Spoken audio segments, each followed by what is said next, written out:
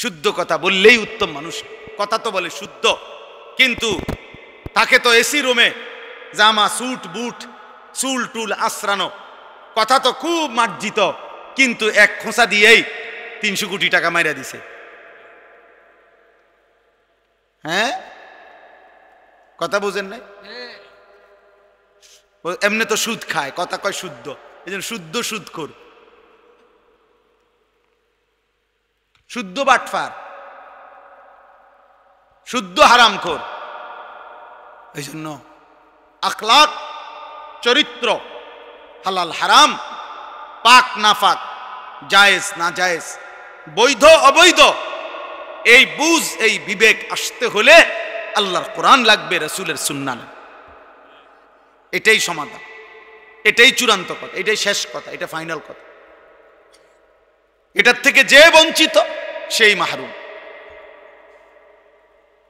সেই মাহরুম। এর জন্য প্রত্যেক যে কয়জন বাবা ভাই বসছেন, আল্লাহকে ভালোবাসেন, নবী সাল্লাল্লাহু আলাইহি সাল্লামকে ভালোবাসেন, আলেমদের থেকে, ইমাম সাহেবদের কাছ থেকে একটা একটা সুন্নাত শিখেন, একটা একটা সুন্নাত।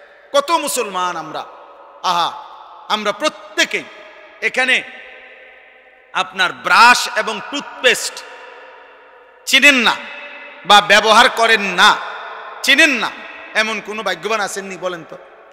পাইবেন এনে একজন? সবাই ছিল। কিন্তু আপনি জিজ্ঞাসা করেন যে 40 বছর, 60 বছর, 30 বছর যে মিসওয়াক করছেন কত বছরে, বলতেও পারবে। অসংখ্য মুসলমান চিনেও না, বলতেও পারবে না 60 বছরের ভিতরে কোনোদিন মিসওয়াক, অথচ এটা নবীজির সুন্নাত। তাহলে মিসওয়াক চিনলেনও না, ব্রাশের কথা ভুললেনও না, হাসরের ময়দানে কেমনে দাঁড়াইবেন? দস্তরখান চিনেন না, ডাইনিং টেবিল বলেন না, কারণটা কি? ঠেলাওয়ালা দিন মজুরু মনে করে একটা ডাইনিং টেবিল লাগবে, নইলে ইজ্জত থাকবে না। তাহলে দুনিয়া চিনলেন, আখিরাত চিনলেন না কেন? নবীজির সুন্নাত চিনলেন না কেন? এজন্য দয়া করে ফিকির করেন, ভাবতে শিখেন। ছেলেরা, বাপ তোমাদেরকে বলি, বাবা, নিজের চরিত্র বড় সম্পদ। Character is lost, everything lost. এটা ইংরেজিতে আমরা ছোটবেলায় প্রাইমারি থাকতে পড়ছি। যার চরিত্র নাই তার কিছুই নেই, তার কিছুই নাই, তার কিছুই নেই, তার কিছুই নেই। আল্লাহ তাআলা শেষ কথা হলো, আল্লাহ বলেন ওয়াদানা আনকা ভিজরাক। আল্লাহ বলছে, বন্ধু, উম্মতের চিন্তায়, মানুষের পরিবর্তনের পেরেশানিতে মানুষগুলো কিভাবে আল্লাহ চিনবে, আখিরাত চিনবে, এই চিন্তা, অস্থিরতা, টেনশন আপনার কোমর বাঁকা করে দিছিল। আল্লাযী আনকাদা যাহরাক, আপনার পিঠ বাঁকা করে ফেলছিল মানুষের চিন্তায় চিন্তায়। আমি আল্লাহ তাআলা আপনার সেই চিন্তা দূর করে দিয়েছি, আপনাকে পরিপূর্ণভাবে কোরআন এবং আমার যত দিক নির্দেশনা সব দিয়ে আপনাকে আমি মেহনত করতে বলে দিয়েছি। এবার আপনি যথাযথ ধারায় মেহনত করেছেন, মাত্র 23 বছরে সারা আলমে কালেমার পতাকা উড়ে গেছে। পৃথিবী জেনে গেছে ইসলামের কথা, কোরআনের কথা, কোরআনের কথা। আপনি ভাবতেছিলেন কি করবেন, আমি আল্লাহ তাআলা সব আপনাকে বলে দিছি, সব আপনাকে দেখাই দিছি, সব আপনাকে দেখাই দিছি। সর্বশেষ কথা হলো ওয়ারাফা'না লাকা যিকরাক। আল্লাহ বলছে, বন্ধু, কিয়ামত পর্যন্ত নয়, অনন্তকালের জন্য আমি আল্লাহ আপনার স্মরণ, আপনার মর্যাদা, আপনার শ্রেষ্ঠত্ব আমি আল্লাহ সব কিছুর ঊর্ধ্বে তুলে দিয়েছি। আমি আল্লাহর পরে আমার গোটা মাখলুকাতের উপরে আপনি মুহাম্মদ আরবির সম্মান। ইস বাদাস খুদা বুজুর্গ তুই কিসায়ে মুখতাসার। আমি সম্মান, আপনার উচ্চ মর্যাদা উঠিয়ে দিয়েছি। এজন্য হাদিসের মধ্যে আছে, তাফসীরের মধ্যে আছে, আল্লাহ তাআলা নিজে বলছে, এই আয়াতের তাফসীর আছে, ইজা যুকিরতু যুকিরতা মাই। আল্লাহ তাআলা নিজে বলছে, বন্ধু, আমি আপনার সম্মান এভাবে বললাম যে পৃথিবীতে, এই সৃষ্টিতে, ইজা যুকিরতু যুকিরতা মাই, আমি যদি আলোচিত হই, অর্থাৎ আমার নাম যদি আলোচনা হয় যেখানেই যখনই, তো আমি বন্ধু ওয়াদা দিলাম আপনার নামও আলোচনা হবে। হয় কিনা বলেন? বলেন, আজান যখন দেয় তখন আল্লাহর কথা বললে নবীজির কথা বলেনি? আশহাদু আল্লা ইলাহা ইল্লাল্লাহ, এরপরে হলো হাইয়া আলাস সালাহ, এরপরে এটা তো কিতা উম্মা বলে না কেন? হাইয়া আলাস সালাহ যত শুদ্ধি এই কক, এরপরে চাকরি থাকবো নি মুয়াজ্জিনে? কেন? আল্লাহর কথা বললা, বন্ধুর কথা বললা না কেন? আশহাদু আন্না মুহাম্মাদার রাসূলুল্লাহ বলতে হবে কিনা? এবার মুয়াজ্জিন একামত দিচ্ছে, একামতের মধ্যে দেখেন আল্লাহর নাম যখন বলে রাসূলের নাম বলে কিনা? বলতে হবে কিনা বলেন? নাই তো একামত হবে তো।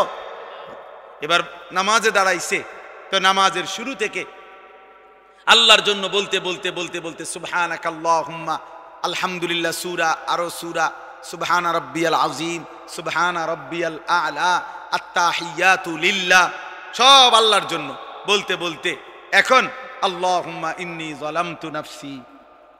হ্যাঁ, জি না, জি না, রাখো, হইছে না? মাঝখানে কি বলতে হবে? বন্ধুর কথা বলতে হবে, বন্ধুর কথা বলতে। আল্লাহুম্মা সাল্লি আলা মুহাম্মাদ ওয়া আলা আলি মুহাম্মাদ।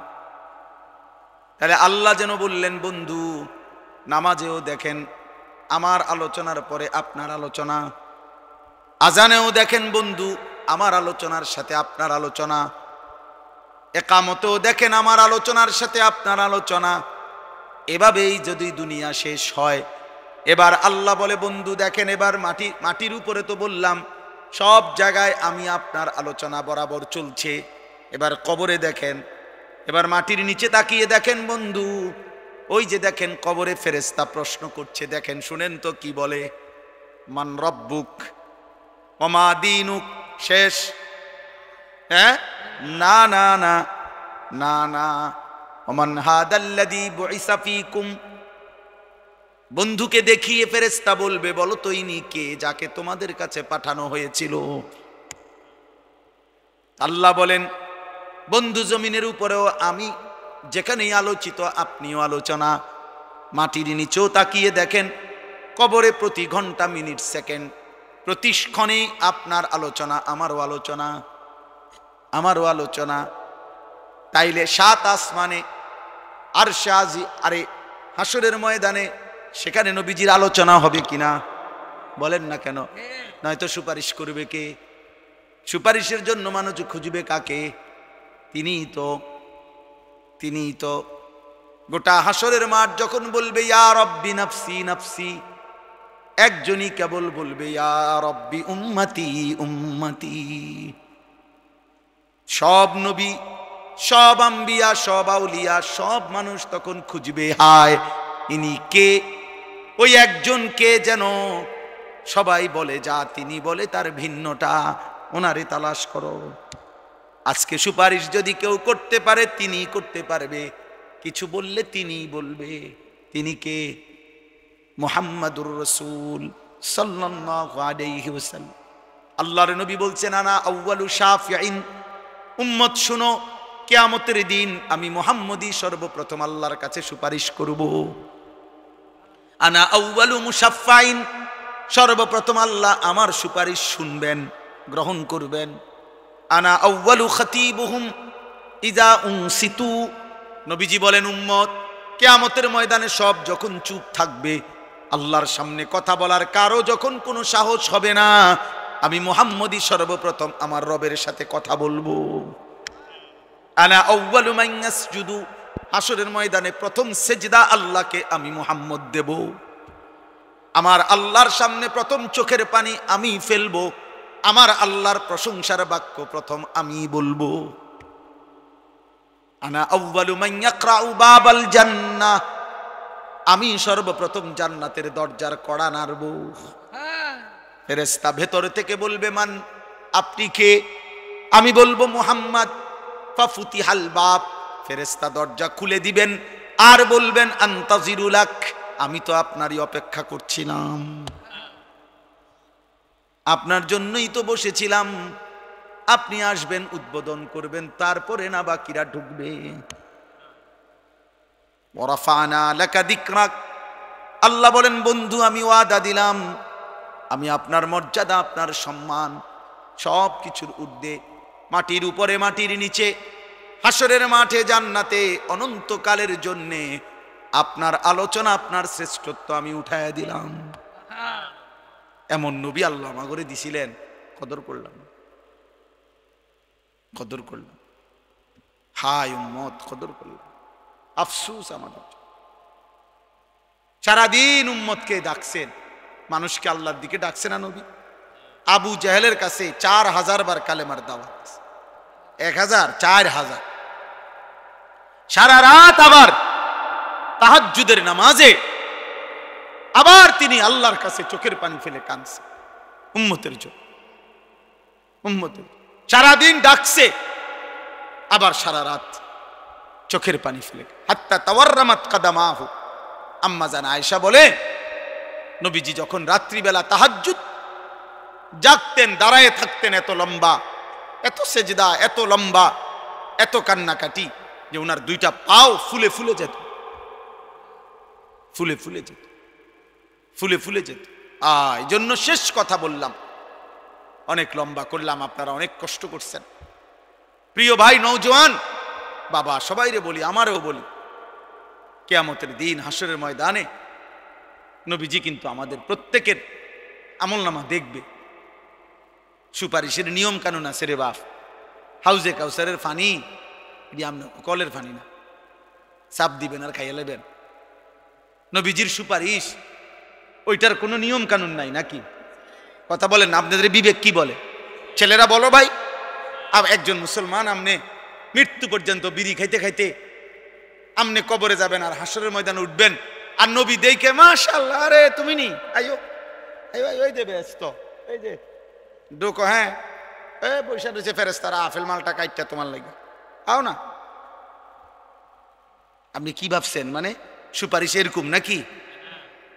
আপনি মিথ্যা বলতে থাকবেন, আপনি চুরি করতে থাকবেন, আপনি সুদ খাইতে থাকবেন, আপনি কিস্তি নিতে থাকবেন, আপনার ঘরে টেলিভিশন চলতে থাকবে, আপনি প্রত্যেক কথায় গালি দিতে থাকবেন, আপনি বাটফারি আর হারাম অবৈধ উপার্জন করতে থাকবেন, মহিলা বেপর্দা চলতেই থাকবে, আর আপনি মরলেই নবী সুপারিশ করে হাসরের ময়দান আপনার বেহেশত দিয়ে দিব। বেহেশত আপনার আব্বার সম্পত্তি, হ্যাঁ? সুপারিশ মামুর বাড়ি, খামখেয়ালি। আল্লাহ আমাদেরকে হেফাজত করে। প্রত্যেকে তার আমলনামা দেখাইতে হবে। নবীজি দেখবেন একটা একটা পৃষ্ঠা, যখন দেখবেন হায় যুবক তোমার আমলনামায় খোদার 365 দিনে কোনো দিন ফজরের নামাজ পড়ো নাই, 1 বছর, হায় মুসলমান, খোদার কসম, নবী তখন চোখের পানি ফেলবে। উম্মত, আমার উম্মত এমন হয়, উম্মত 30 বছর আমার উম্মত সুদ খায়,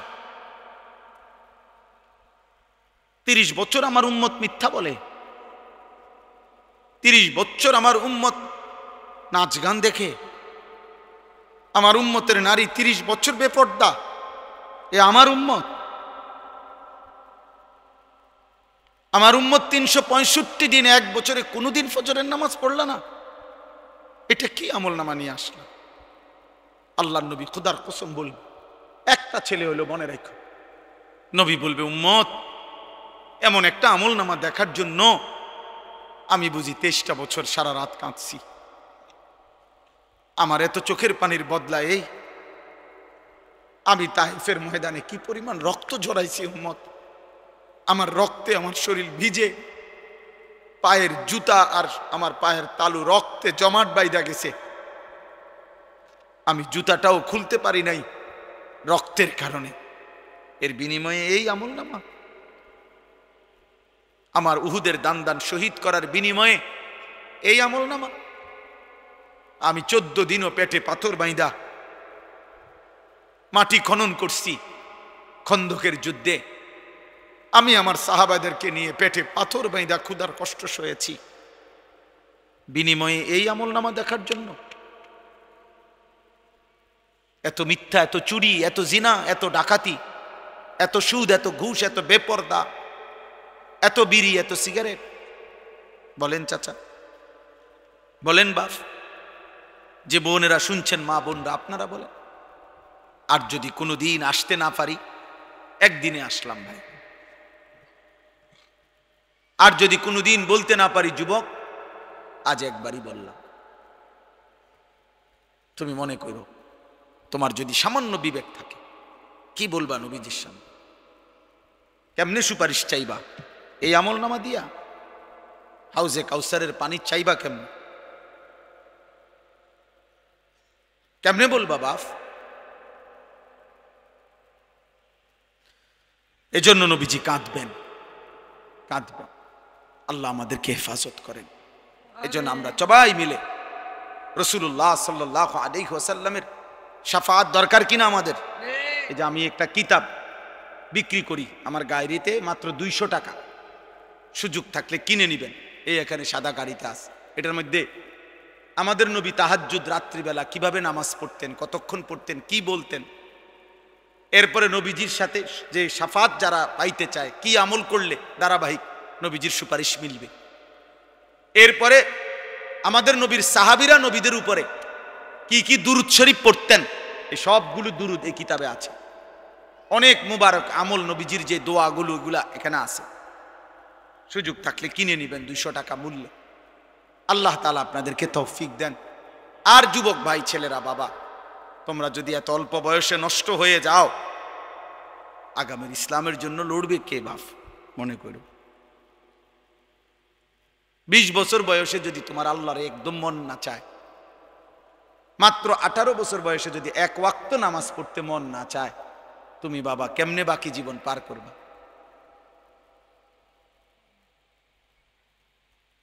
তোমার বাকি হায়াত কেমন হবে?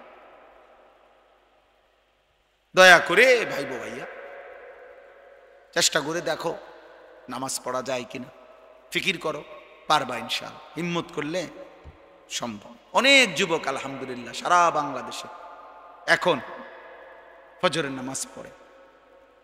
তোমরাও চেষ্টা করো, নিজেদের চুল স্বাভাবিক রাখো, চুল চারদিকে সমান করে রাখো। তোমরা যারা এই ডানে বামে সামনে চুল বড়, প্রিয় ভাই, এগুলা কাফেরের চুল। প্রিয় সন্তান, মনে করো এটা বেঈমানের চুল। আর মানুষের এটা নিয়ম, মানুষ যার সাদৃশ্য ধরে তার প্রভাব তার উপরে পড়ে। যে যার আকৃতি ধরে তার আখলাক চরিত্র তার উপরে পড়ে। এই জন্য তুমি কাফেরের সুরত ধইরা তোমার মধ্যে বুঝি জুনায়েদ বাগদাদির অভ্যাস আইব।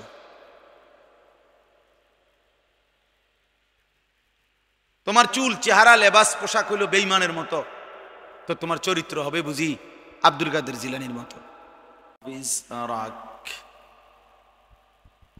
আল্লাযী আনকাযা যাহরাক ওয়া রাফা'না লাকা যিকরাক। সাদাকাল্লাহু মাওলানাল আযীম।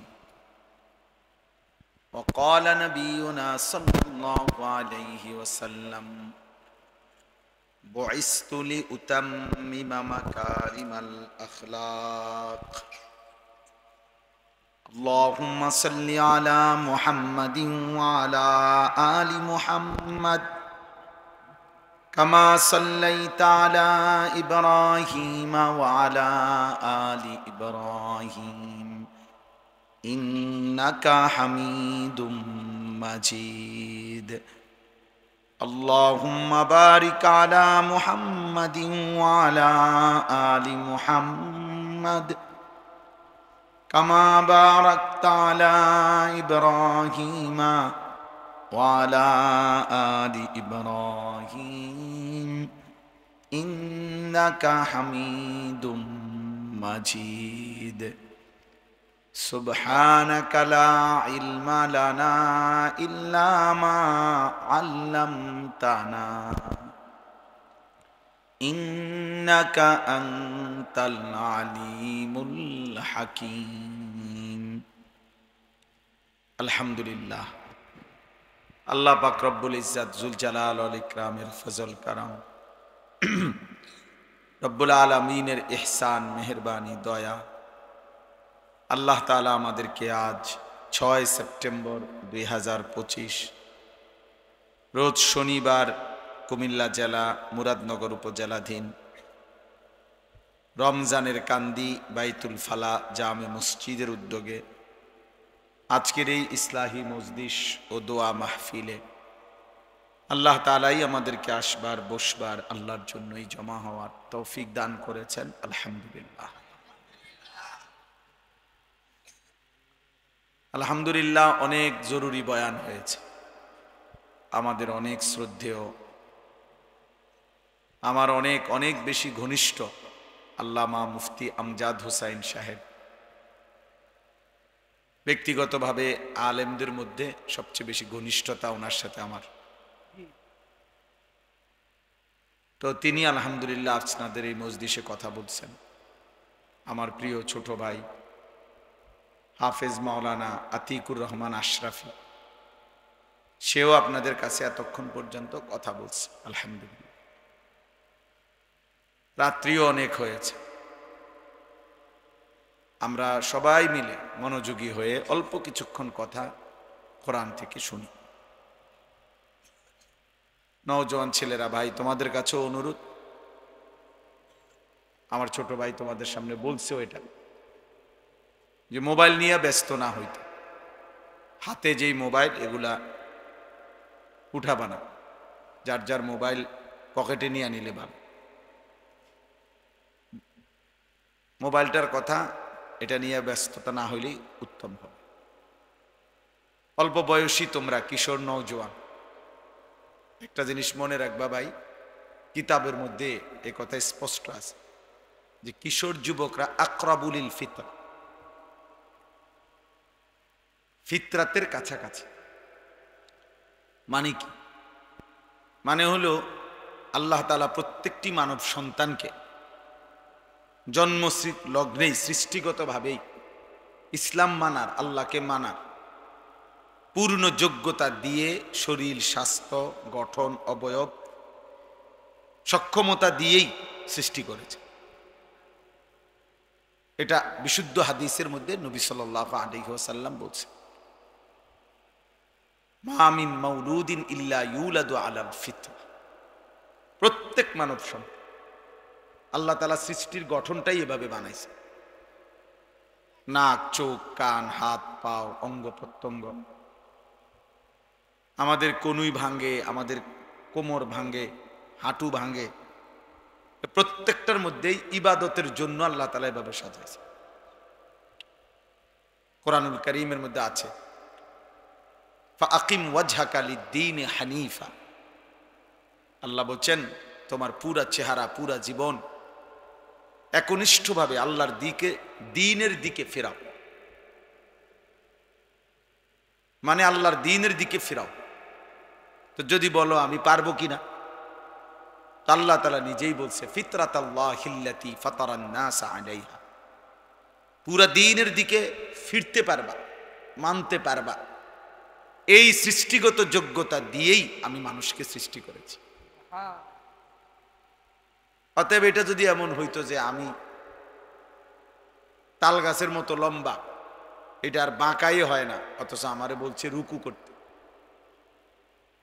তাইলে এটা জুলুম। একটা গরুকে, ছাগলকে যদি বলে যে তুমি সোজা হইয়া তাকবীরে তাহরিমা বাঁধো, হে সোজা হইব কেমন? তার শরীরের মধ্যে তো সোজা হওয়ার সিস্টেমে নেই। আছে কোনো সিস্টেম? একটা সাপ বিচ্ছুকে যদি বলা হয় তুমি রুকু অবস্থায় গরু ছাগলের মতো এরকম উপুড় হইয়া রুকু করো, সে পারবে? এটা তার সৃষ্টির মধ্যেই এই যোগ্যতা নেই, তার শরীরের মধ্যে। কিন্তু কোরআনুল কারীমে আল্লাহ তাআলা বলছেন, আমি আল্লাহ তাআলা মানুষকে সৃষ্টি করে ফাজআলনাহু সামিআন বাসীরা, আমি তাকে শুনবার জন্য কান, দেখবার জন্য চোখ আমি দিয়েছি। এ কথার তাফসীর হলো আমি তাকে চোখ কান খোলা রেখে পুরা দিন মানার আমি তাকে যোগ্যতা দিয়েছি। কোরআনে কারীমে আল্লাহ বলছে, আলাম নাজআল লাহু আইনাইন ওয়া লিসানান ওয়া শাফাতাইন। ওয়াহাদাইনাহুন নাজদাইন। আল্লাহ বলে, বলো তো বান্দা, আমি কি তোমাকে দুইটা চোখ দেই নাই? তো কি উত্তর কি দিয়েছেন? বলো ভাই, ছেলেরা বলো, দিয়েছেন? ওয়ালিসানান, আল্লাহ বলেন, আমি কি তোমাকে একটা জিহ্বা দেই নাই? ওয়াশাফাতাইন, আমি আল্লাহ কি তোমাকে দুইটা ঠোঁট দেই নাই? ওয়াহাদাইনাহুন নাজদাইন, অর্থ হইল আমি আল্লাহ সত্য মিথ্যা, হক বাতেল, করণীয় বর্জনীয়, কি করবা কি ছাড়বা, কোনটা পাপ কোনটা নেকি, আমি কি এটা আলাদা করে বলে দেই নাই? বলেন বলছি কিনা? আল্লাহ। ছাগল যে হালাল এটা বলছে কে? কুকুর যে হারাম এটা বলছে কে? সুদ যে হারাম এটা বলছে কে? ব্যবসা যে হালাল এটা বলছে কে? তাইলে আল্লাহ তাআলা বলেন কোনটা হালাল কোনটা হারাম, কোনটা উচিত কোনটা অনুচিত, আমি তো এটা বলে দিয়েছি। এবং আমি আল্লাহ তাআলা চোখ দিছি, জবান দিছি, আমি আল্লাহ তাআলা শরীর গঠন করে দিয়েছি, কেন? আমার ইবাদতের উপযুক্ত করে। তো এই জন্য ভাই, প্রত্যেকের ভিতরে আমাদের মধ্যে আল্লাহকে মানার, ইসলামকে মানার, আল্লাহর হুকুম মানার শতভাগ যোগ্যতা আমাদের শরীরে আছে। এবং আল্লাহ তাআলা বলছে, এটা আমি কখনো বদলাই না। লা তাবদীলা লিখালকিল্লাহ যালিকা দ্বীনুল কাইয়্যিম, এটা আমার অকাট্য ফয়সালা যে আমি এটা বদলাবো না।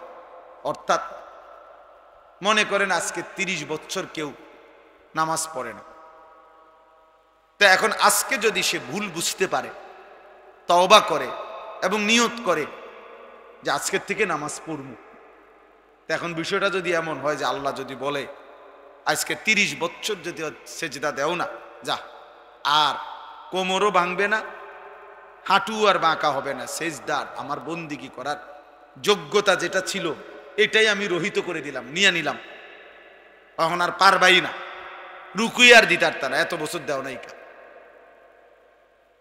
আর সেজদাই দিতে পারত না, আর দিতাম না, যা, তাইলে কি সম্ভব ছিল আমাদের পক্ষে?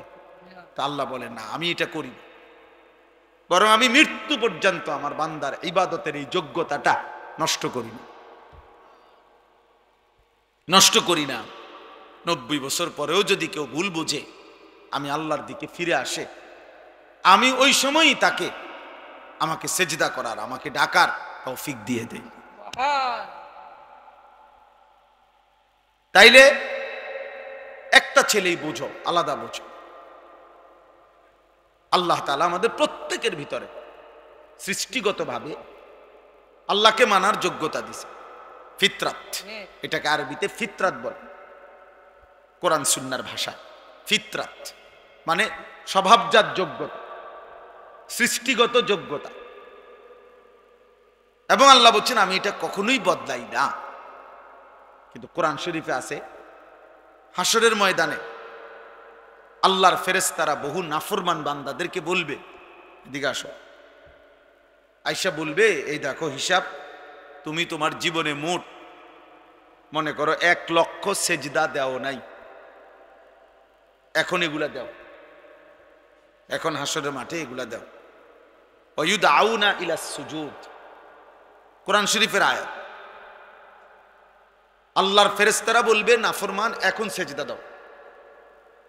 কোরআনুল কারীমে আল্লাহ বলছে, ভাইয়া, ফালা ইয়াস্তাতিউন, ওই নাফরমান তখন লক্ষবার চেষ্টা করবে কিন্তু আর একটা সেজদাও দিতে পারবে না। বানাইছি ইবাদতের জন্য, তার মানে শরীরের মধ্যে আমি আল্লাহ সেই যোগ্যতা দিয়েছি, নাই তো ইবাদত করবে কেমনে সে? এখন আমি যে কথাটা বলছিলাম যে যার বয়স যত কম সে ততটা ফিতরাতের কাছাকাছি, অর্থাৎ ওই যে জন্মলগ্নের যে যোগ্যতাটা আল্লাহ তাআলা তাকে দিছে, ইস্তেদাদটা, এইটা যত বেশি বয়স বাড়ে, হায়াত যত লম্বা হয়, তো ওই ব্যক্তি যদি নাফরমানি করে তো হায়াত যত দূরে যায় তার ওই যোগ্যতাটা তত নষ্ট হয়। হক গ্রহণ করা, আল্লাহকে গ্রহণ করা, আখিরাতকে বুঝতে পারা, নিজের ইবাদত নিজের আমলটাকে গ্রহণ করা, এইটা যত বয়স কম তত বেশি যোগ্যতা থাকে। এখন মনে করেন, আপনি সহজ কথা বুঝবেন আরো বাংলায়।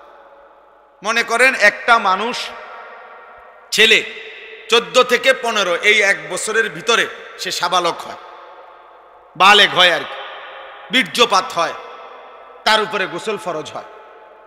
যেদিন থেকে বীর্যপাত হয় সেদিন থেকে সে বালেগ, শরীয়তের সমস্ত হুকুম তার উপরে বর্তাবে এবং সেই সেকেন্ড থেকে তার জিন্দেগির আমল নামার নেকি কিংবা গুনাহ লেখা হবে। তাহলে এখন মনে করেন যার বয়স 20 বছর, তো 15 বছর বয়স থেকে 20, সে মনে করেন 1 ওয়াক্ত নামাজ পড়ে নাই, মিথ্যা বলে, চুরি করে, হারাম কিছু করে। আর আরেকজন আজকে বয়স 60 বছর, তো উনিও এই 60 বছর বয়স পর্যন্ত এখনো উনি আল্লাহর নাফরমানি করে। এত বয়স হয়ে গেছে এখনো সুদ খায়, এখনো কিস্তি নেয়, এখনো কথা বললে গালি ছাড়া কথা বলতে পারে না, বুড়া হয়ে গেছে। সাদোয়ানে বসে বসে নর্তকীর নাচ, ছবি, নাটক, সিনেমা এগুলা দেখে। এখন আপনি একটা হিসাব করেন যে এই ছেলের গুনার বয়স কত আর এই বয়স্ক লোকের গুনার বয়স কত? বুঝেন নাই কথা? ছেলের গুনার বয়স কত? আজকে 5 বছর। আর চাচার গুনার বয়স কত? 15 থেকে 60, 45 বছর। 45 বছরের লাগাতার আল্লাহর নাফরমানি করার কারণে হতে পারে আল্লাহ তাআলা আল্লাহকে মানার যোগ্যতাই কমায় দিছে। কিন্তু এটা মাত্র 5 বছর হয়েছে গুনাহ। এরে যদি একটু দিল দিয়া, দরদ দিয়া তারে বুঝানো যায়, তার অনুভূতি জাগে, তাহলে তার গুনার বয়স যেহেতু কম, এটা ছুটে যাবে খুব তাড়াতাড়ি।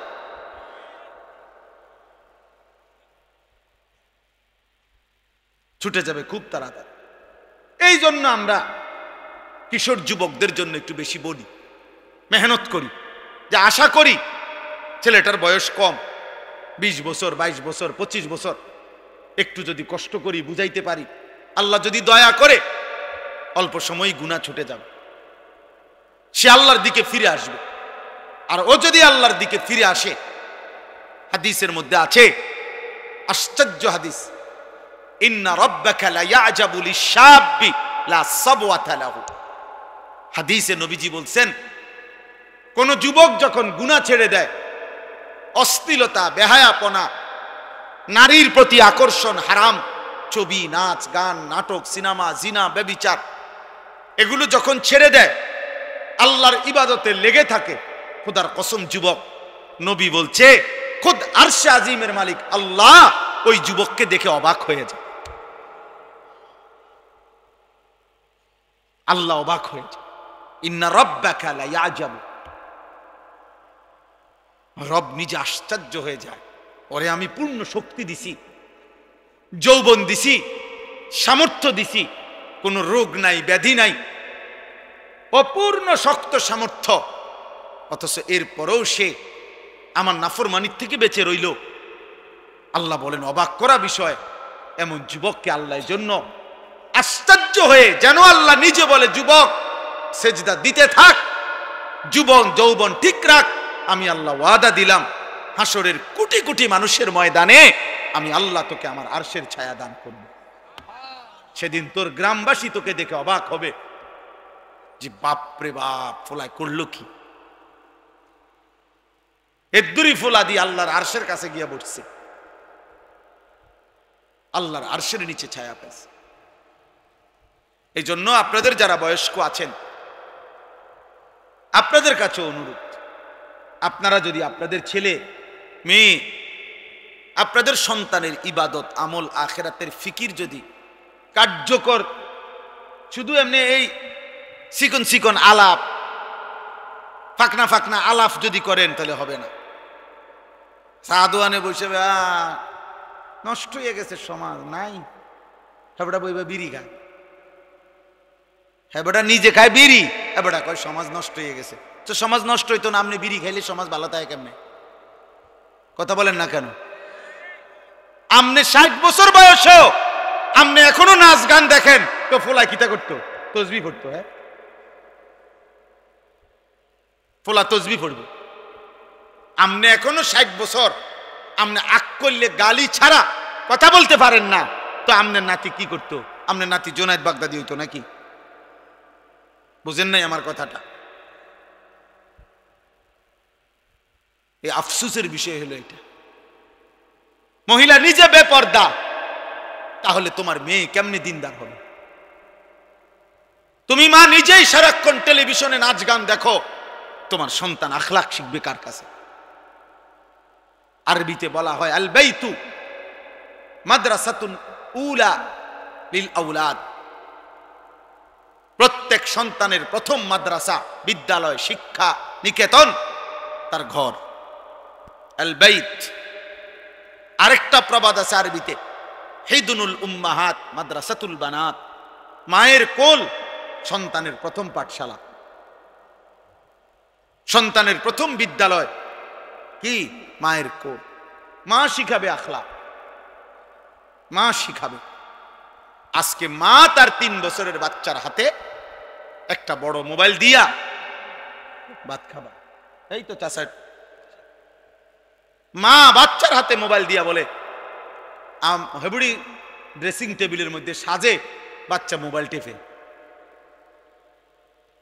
বাচ্চারে দিয়ে দিছে, তুই 3 বছরের বাচ্চা, তুই মোবাইল টিপতে টিপতে বড় হ। তো ও আখলাক শিখবে কার থেকে? ও চরিত্র শিখবে কার কাছ থেকে? ও কার কাছে শিখবে? হাদিসের মধ্যে আছে হযরত জাবের ইবনে আব্দুল্লাহ রাদিয়াল্লাহু তাআলা আনহু, জাবের এই সাহাবী আল্লাহর নবীর প্রিয় সাহাবী। ওনার আব্বা, ওনার ছোট ছোট 9 জন বোন, মনে হয় 6 জন বোন, ওনার ছোট ছোট বোন, 6 বোন রাইখা, ছোট ছোট রাইখা ওনার আব্বা ইন্তেকাল করছে। এই সাহাবীর আব্বা। এখন এই সাহাবী তখন একজন মহিলাকে, উনি নিজেও যদিও যুবক, কিন্তু উনি একজন বিবাহিতা মহিলা, একজন বিবাহিতা নারীকে বিয়ে করছে। অথচ ওনার যে বয়স, ওই বয়সে একজন অবিবাহিতা মেয়েকে বিবাহ করতে পারতেন। উনি ইচ্ছা করে একজন বিবাহিতা মহিলাকে উনি বিয়ে করছে। তো নবীজি জিজ্ঞাসা করলে, জাবের তুমি বিয়ে করছো? বলছে, ইয়া রাসূলুল্লাহ, হ্যাঁ। তো বলছে, আবিকরান আম সাইয়িবান, তোমার স্ত্রী অবিবাহিতা ছিল আগের নাকি বিবাহিতা নারী? উনি বলছেন বিবাহিতা নারী। আল্লাহ নবী সাল্লাল্লাহু আলাইহি সাল্লাম বলছেন, হাল্লা বিকরান, আহা তুমি কেন অবিবাহিতা নারী বিবাহ করলে না? তো উনি তখন বলছে, ইয়া রাসূলুল্লাহ, আমি পারতাম কুমারী মেয়ে বিয়ে করতে, কিন্তু আমার ছোট ছোট 6টা বোন আছে। আমার আব্বা এই বোনগুলো রেখে আমার আব্বা মারা গেছে। আমি চেয়েছি একজন বুঝমান মহিলা বিবাহ করছি এই উদ্দেশ্যে শুধু, যে আমার এই ছোট্ট ছোট্ট বোনগুলোকে তুআল্লিমুহুন্না ওয়া তুআদ্দিবুহুন্না, এই হাদিসের শব্দ।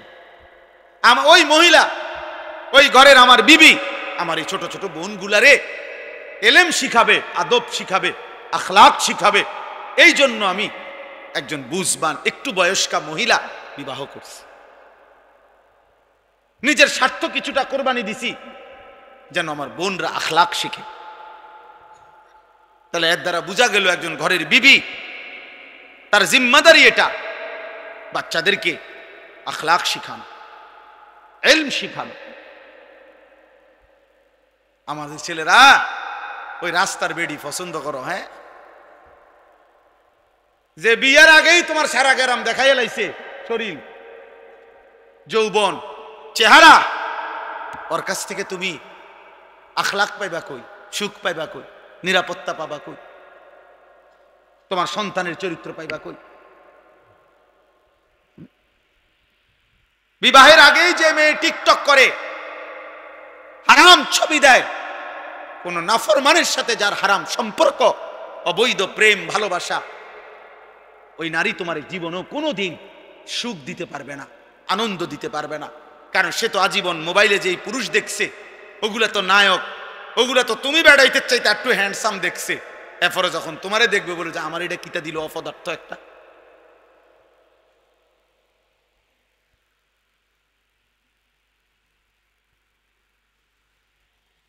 সাংঘাতিক কথা।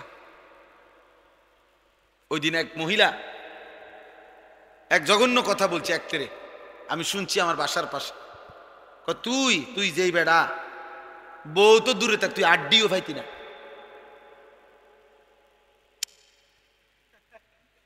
বউ তো দূরে থাক, তুই আড্ডিও পাইতি না। বদ আখলাক, ভালো করবে না তোমাদের। এ নারী দেখো, ছবি দেখো, মোবাইল দেখো, একদিন আফসুস করবা, খোদার কসম একদিন আফসুস করবা। কবরে না, কবরে না, এখানে দুনিয়াতে একদিন হতাশায় ভুগবা, একদিন নিজের উপরে নিজের আফসুস হবে, আফসুস হবে। মরে যেতে মন চাইবে যে আহা, এই জীবনের আর কোনো বাচ্চা থেকে কি লাভ। ঘরে যার অশান্তি, স্ত্রী যার 2 নম্বর, বউ যার 6 নম্বর, বিবাহিত স্ত্রী যার পরকীয়ায় আসক্ত, তার ঘর, তার জীবন জাহান্নামের টুকরা, তার জিন্দেগি জাহান্নামের টুকরা, জাহান্নামের টুকরা। আল্লাহ আমাদেরকে হেফাজত করেন। অতএব ভাইয়া, বাবাদেরকেও বলি, আপনারা আপনাদের ছেলে মেয়েদের দিকে নজর দেন, ওদেরকে ফেরান, ওদেরকে বুঝান।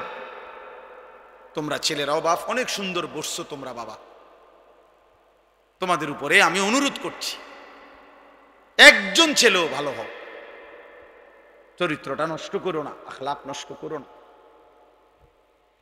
আখিরাত তো বরবাদ হবেই বাপ, দুনিয়াও বরবাদ হয়েছে। প্রতিদিন সারা দিন আমরা শুনি, এই যুবকদের কাহিনী শুনি মোবাইলে, এমনি ব্যক্তিগতভাবে। গুনাহ তারে কি ক্ষতি করছে তোমাদের কাছে তোর বলে না, তোমার সাথের ছেলেও হয়তো তোমারে বলে না, তোমার সাথে চলে ফিরে খায় হয়তো জানে না, কিন্তু নিজের শরীর, স্বাস্থ্য, যৌবন নষ্ট করে একদিন অপদার্থ ছাড়া, অচল ছাড়া আর কিছু হয় না। আল্লাহ তাআলা প্রত্যেকটা ছেলেকে হেফাজত করেন। যৌবন বয়সের ইবাদত আল্লাহর বড় দাম, পছন্দ। কারণ পূর্ণাঙ্গ ইবাদত আল্লাহ তাআলা যৌবন কালের জন্যই বরাদ্দ করছেন। বৃদ্ধকালে মানুষের শত আগ্রহ হইলেও শারীরিক দুর্বলতার কারণে বয়স হয়ে গেলে ওই মানুষটা বহু আমল আর করতে পারে না।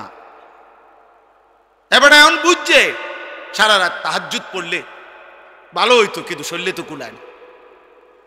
উনি এখন বুঝছে 1 লক্ষ বার আল্লাহরে ডাকলে, তসবিহ পড়লে ভালো হইতো, কিন্তু ওনার শরীরে তো কুলায় না। কিন্তু যৌবন কালে সম্ভব। যুবকের আবার রাত কি, যুবকের আবার দিন কি, 24 ঘন্টা যৌবনের বরাবর। একটা কিশোর যুবকের জন্য রাত দিন মূলত বরাবর। ও মন চাইলে সারা রাতও জেগে থাকতে পারে, ও মন চাইলে সারা রাতও ঘুমাই থাকতে পারে। হোতা দিলে আর মনে করে না, হ্যাঁ মন চাইলে উঠতাম না তো শুয়ে রইল, মন চাইলে ঘুমাইতাম না, সারা রাতও জেগে মেহনত করতে পারে। কারণ আল্লাহ তাআলা শরীরের মধ্যে তো কি দিছেন, শক্তি দিছেন। তা আল্লাহ তাআলা কি সারা রাত সেজদা দিতে বলছে? কথা বলেন না কেন? আল্লাহ তাআলা বলছে সারা দিন নামাজ পড়তে, আল্লাহ তাআলা বলছে সারা দিন কোরআন শরীফ পড়তে। দুনিয়া, ব্যবসা, বাজার, চাকরি, লেনদেন, পড়ালেখা এগুলো নিষেধ, ইসলামের মধ্যে এগুলো নিষেধ। তো তাইলে বলো ভাই, তোমার উপরে জুলুম করলো কই? তোমার উপরে বোঝা দিল কই? 5 ওয়াক্ত নামাজের টাইম হিসাব করলে 1 ঘন্টা হতো না। সবটা নামাজের সময় আদায় করলে 4 রাকাত ফজরের নামাজ পড়তে 1 ঘন্টা দরকার। তাহলে 5 ওয়াক্ত নামাজের এই অল্প একটু টাইম, ঘন্টা খানিক টাইম, এটুকু আল্লাহকে দিয়ে আল্লাহ তো বলছে, বাকি বান্দা প্রত্যেক নামাজের পরে কর্মে ছুটে যাও, কর্ম করো, আমার রিজিক তালাশ করো। আমি জমিনের চতুর্দিকে রিজিক রেখেছি বান্দা, তালাশ করো। প্রত্যেকের জন্য আমি আল্লাহ তাআলা রিজিক বন্টন করে রাখছি। কারো অটোতে, কারো সিএনজিতে, কারো গাড়িতে, কারো দোকানে, কারো চাকরিতে, কারো ব্যবসায়, কারো বিদেশে। আমি আল্লাহ তাআলা বরাদ্দ করে রেখেছি, ছোট তুমি কর্মে ছোট যাও, কিন্তু আমারে মনে রাখো, ওয়াযকুরুল্লাহ কাসীরান লাআল্লাকুম তাত্তাকুন তুফলিহুন। আমারে মনে রাখো বান্দা, যেখানেই থাকো আমি আল্লাহকে স্মরণ রাখো। আজান শুনলে আবার মসজিদে আইসো, আমারে সেজদা দিয়ে যাইও। আল্লাহ বলে নিশ্চিত তুমি দুনিয়া আখিরাতে সফল হবে, দুনিয়া আখিরাতে সফল হবে। এজন্য এই ইসলাহি মজলিসের মূল ফিকির এটা। এই সকল বক্তার সমস্ত কথার মাকসাদ কমপক্ষে নিজেকে নষ্ট না কর। আর যদি কিছু করতে না পারো, এই সমাজ, এই জাতি, এই দেশ, এই পৃথিবীর কোনো উপকার যদি তোমার দ্বারা নাও হয়, নিজেরে নষ্ট করো। নিজেরে চরিত্রহীন মানুষের কোনো ইজ্জত থাকে না। কোনো চোর, কোনো ডাকাত, কোনো সুদখোর, কোনো ঘুষখোর, কোনো কিস্তিখোর, কোনো জুয়ারি, কোনো মদখোর, নেশাখোর, কোনো জেনাকারী, বেবিচারী, মূলত ইজ্জত থাকে। ক্ষমতা দেখাইলেও সম্মান থাকে না, দাফট দেখাইলেও ইজ্জত করে না মানুষ। সামনাসামনি হয়তো যে কইছে, পিছন দিয়ে আবার মন্দই বলে, অসতই বলে। এজন্য নাফরমান কখনো ইজ্জত পায় না, আমিও না, তুমিও না। আল্লাহ তাআলা আমাদেরকে হেফাজত করেন। আমি যে 4টা আয়াত পড়ছি, এবার সংক্ষেপে এই 4টা আয়াতের অল্প একটু কথা বলি, তাইলে আমার কথা শেষ। এই 4টি আয়াতের মধ্যে ছোট্ট ছোট্ট আয়াত, মূলত আমাদের নবী সাল্লাল্লাহু আলাইহি ওয়াসাল্লাম, আমাদের প্রিয় নবী সাল্লাল্লাহু আলাইহি ওয়াসাল্লামকে লক্ষ্য করে আল্লাহ তাআলা এই কথাগুলো বলছেন। আমাদের নবী সাল্লাল্লাহু আলাইহি সাল্লামের একটি বিশেষ বৈশিষ্ট্য এটা, কোরআনের আলোকে নবীজির অগণিত বৈশিষ্ট্য, অসংখ্য, দুনিয়াতেও আখিরাতেও। তো এখানে আল্লাহ তাআলা একটা কথা বুঝাইছেন, কোরআনুল কারীমের তাফসীরের মধ্যে আছে। এই সূরা যেটা আমি পড়ছি, আলাম নাশরাহ, এই সূরাটা 94 নম্বর সূরা, 30 নম্বর পারা। অনেকে পারেও এই সূরাটা, আলাম নাশরাহ লাকা সাদরাক। এই সূরা ছোট্ট ছোট্ট 8 আয়াত এই সূরার মধ্যে, এর মধ্যে মাত্র 4টি আয়াত আমি পড়ছি। তো এখানে আল্লাহ তাআলা একটা কথা বুঝাইছেন আমাদের নবীকে, যে বন্ধু, আপনার পূর্বে বহু নবী, এমন অনেক বিষয় আছে যেগুলো ওই নবীরা আমি আল্লাহর কাছে চেয়ে আমি আল্লাহর থেকে নিছে। ওই এরকম অসংখ্য বিষয় এমন যেগুলো আমি আল্লাহ আপনাকে না চাইতেই দিছি। অন্যরা আমার থেকে, অন্য নবীরা চেয়ে নিছে ওই একই বিষয়, আপনার বেলায় আমি আপনাকে না চাইতে দিছি। আপনাকে আমি ভীষণ ভালোবাসি, আপনাকে আমি সবচেয়ে বেশি ভালোবাসি, আপনি আমার মাহবুব, আপনি আমার হাবিব। আপনারে কেউ কিছু বললে, কোরআনুল কারীমের মধ্যে আছে, যতবার মক্কার কাফেররা নবীজির 23 বছরের জীবনে যে যখন আল্লাহর নবীকে কোনো মন্দ কিছু বলছে, প্রত্যেক কথার জবাব এবং সান্ত্বনা এবং কাফেরদেরকে তার পাল্টা কথা আল্লাহ তাআলা সরাসরি, আল্লাহ স্বয়ং আল্লাহ বলছেন, আমি নিজে, আমি রব, বন্ধু, আপনাকে কেউ কিছু বললে আমি জবাব দেব। আল্লাহ জবাব দিচ্ছে যখনই বলছে। প্রথম দিন, একেবারে প্রথম দিন আবু লাহাব যেদিন কালেমার দাওয়াত দিছে নবীজি, প্রথম দিনে আবু লাহাব বলছিল, মুহাম্মদ তুমি ধ্বংস হও, এজন্য বুঝি আমাদেরকে ডেকেছ। সেদিনই আল্লাহ তাআলা তৎক্ষণাৎ আল্লাহ তাআলা সেদিনই বলে দিছে, তাব্বাত ইয়াদা আবি লাহাব। আবু লাহাব, কাকে বললি? আমার বন্ধুকে বললি, আমার হাবিবকে বললা? যা নাফরমান, আমি আল্লাহ বলে দিলাম, তোর 2 হাত ধ্বংস হোক, তোর সারা দেহ ধ্বংস হোক। মা আগনা আনহু মালুহু ওয়া মা কাসাব। আল্লাহ বলছে, আবু লাহাব, তোর সম্পদ এবং তোর সন্তানাদি কেউ তোমাকে আমি আল্লাহর আযাব থেকে বাঁচাইতে পারবে না। তুমি কারে বলছো জানো না? এরকম অসংখ্য উদাহরণ আছে কোরআন শরীফ, যে নবীজি সাল্লাল্লাহু আলাইহি সাল্লামকে কেউ কিছু বলছে, জবাব দিছে কে? আল্লাহ তাআলা। আর এখানে হলো আল্লাহ তাআলা বলছে, বন্ধু অন্য নবী একই জিনিস যেটা চেয়ে নিছে আমি না চাইতেই আপনাকে দিছি। যেমন একটা উদাহরণ বলি, কোরআনুল কারীমের মধ্যে আছে হযরত ইব্রাহিম আলাইহিস সালাম আল্লাহর কাছে চাইছে, রব্বি লা তুখজিনি ইয়াউমা ইউবআসুন, আয় আল্লাহ কিয়ামতের দিন সব মানুষকে যখন কবর থেকে উঠাবেন হাসরের ময়দান, সেদিন আমি ইব্রাহিমকে বেইজ্জতি করেন, আমারে অপমান করেন না মা। এই কথাইটা ইব্রাহিম নবী আল্লাহর কাছে চাইছে, আল্লাহ বলছে আচ্ছা। কিন্তু আমাদের নবীর বেলায় এসে আল্লাহ তাআলা বলছে, বন্ধু আপনি বলতে হবে না, আমি বললাম, আমি আল্লাহ আগেই বললাম, ইয়াউমা লা ইউখজিল্লাহুন নাবিয়্যা, হাসরের ময়দানে আপনি বন্ধুকে আমি বেইজ্জতি করব না। এই একই কথা অন্য নবী চেয়ে নিছে, আর আমাদের নবীকে আল্লাহ তাআলা নিজের থেকেই বলছে। মুসা আলাইহিস সালাম, ওনার নাম আপনারা শুনছেন না? উনি তুর পাহাড়ে আল্লাহর সাথে কি করতেন? কথা বলতেন। এই কথা বলতে বলতে একদিন উনি আল্লাহরে বলছেন, রব্বি আরিনি, আল্লাহ আমি আপনাকে দেখতে চাই, আমি আপনার দিদার চাই, আমি আপনাকে দেখতে চাই। আল্লাহ বলছে না, লান তারানি, তুমি আমারে দেখতে পারবা না। মুসা নবী চাইছে আল্লাহর কাছে, আল্লাহ আমি আপনাকে দেখতে চাই, কিন্তু তবুও দেখতে পান নাই।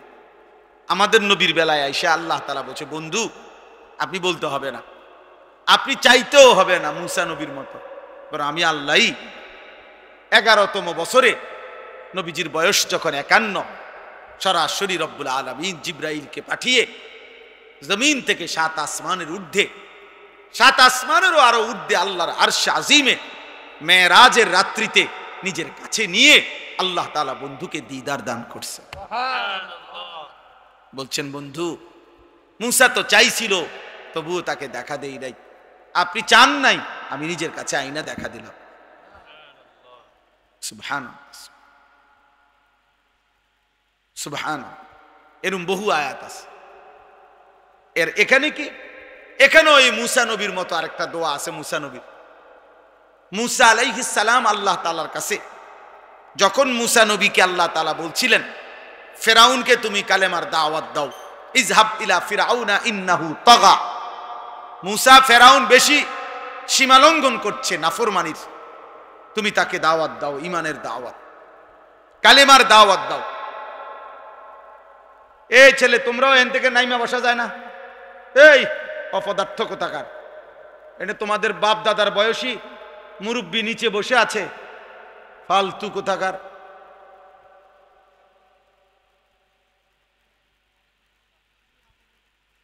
চিন্তা করছেন, ওনে জমিদার বইয়া রয়েছে ওটার উপরে, আর তার দাদার বয়সী মুরব্বীরা এখানে বসে। আখলাক কোথায়? ছেড়ে দেওয়া যাবে না। আমি একদিনের জন্য আসছি, একদিনই আমার তবিয়তে নগদ এখনই বলতে হবে, ছেড়ে দিলে হেরে গেলেন। 12 বছরের বাচ্চা এক ওয়াক্ত নামাজ পড়ে না, এবার হুজুর পারি না, তো পারি না, আপনি চাচা ভাত খান কিনতেন, আকামলা মানুষ। একটা বাচ্চা আপন সন্তানকে আপনি নামাজ পড়াইতে পারেন না, আপনি দুনিয়াতে আসছেন কিনতেন, গোড়ার ঘাস কাটতে নিয়ে আসছেন। আপনি আসছেন দুনিয়া ভাত খাইতেন আর বিল্ডিং করতেন। আল্লাহ আপনারে মুসলমান বানাইছে, সোফা বানাইতেন আর খাট পালং আর ফার্নিচার বানাইতেন। হ্যাঁ, আমাদেরকে আল্লাহ তাআলা এই জন্য পাঠাইছে নাকি? কথা বলেন না কেন? তাইলে এক মুসলমান পিতার দায়িত্ব কি বিল্ডিং করে দেওয়া না সন্তানকে নামাজি বানানো? তো তাহলে কথা ছিল কি?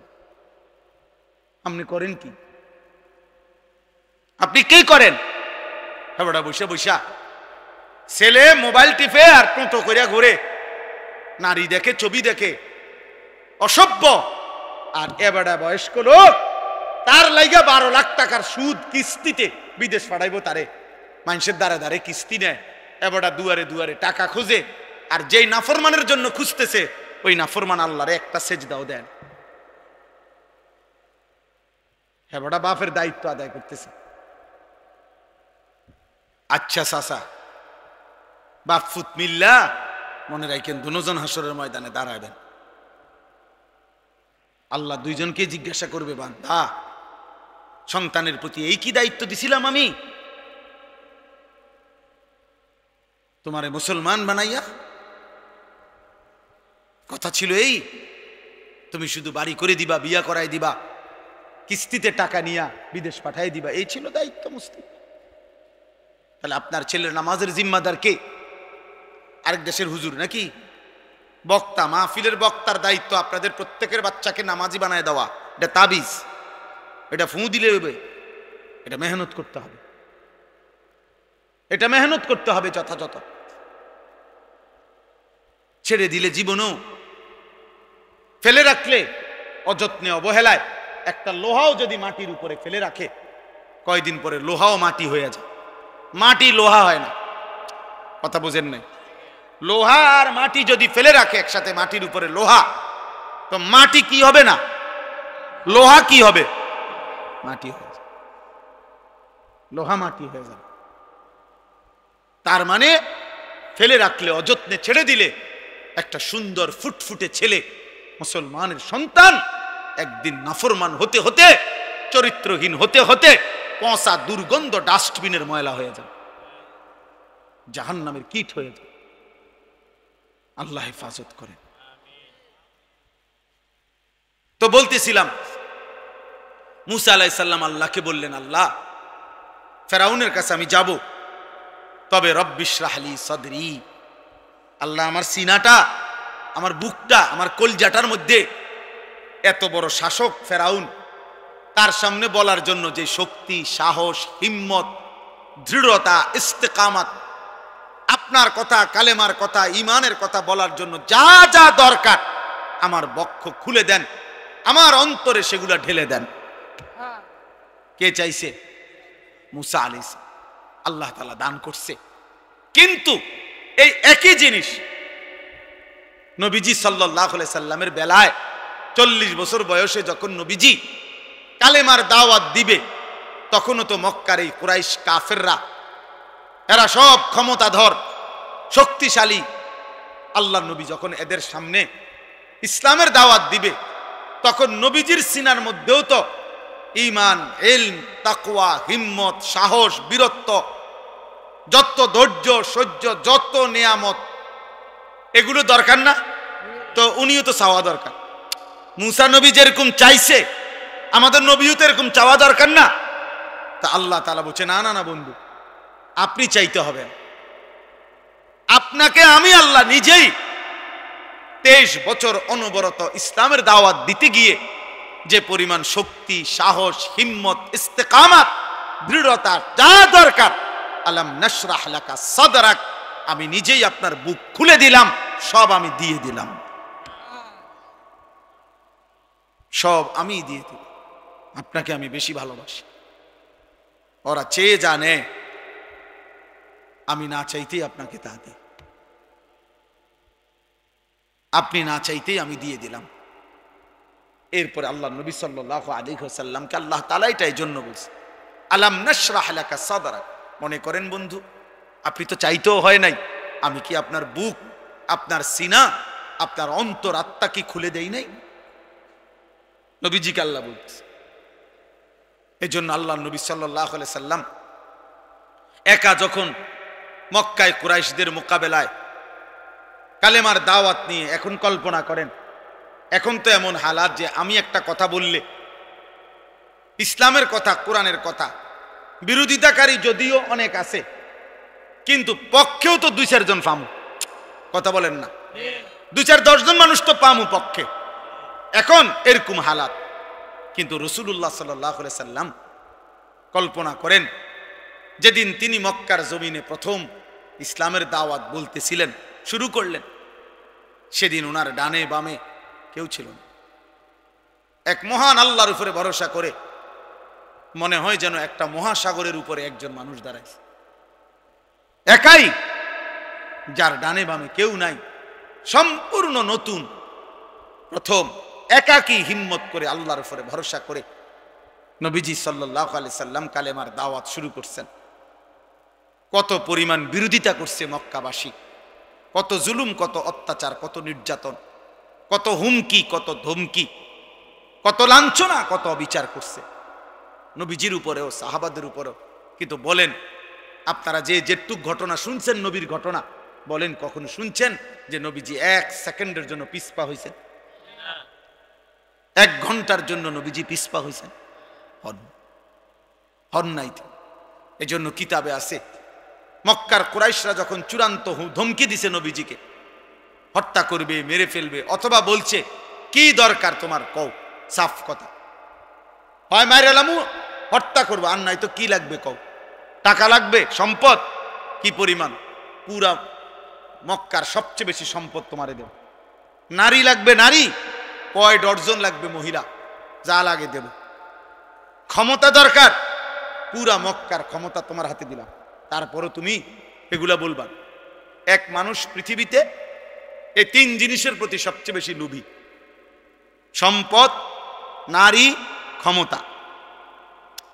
বলেন, ভেবে দেখেন মানুষের প্রচন্ড লোভ কিসের প্রতি?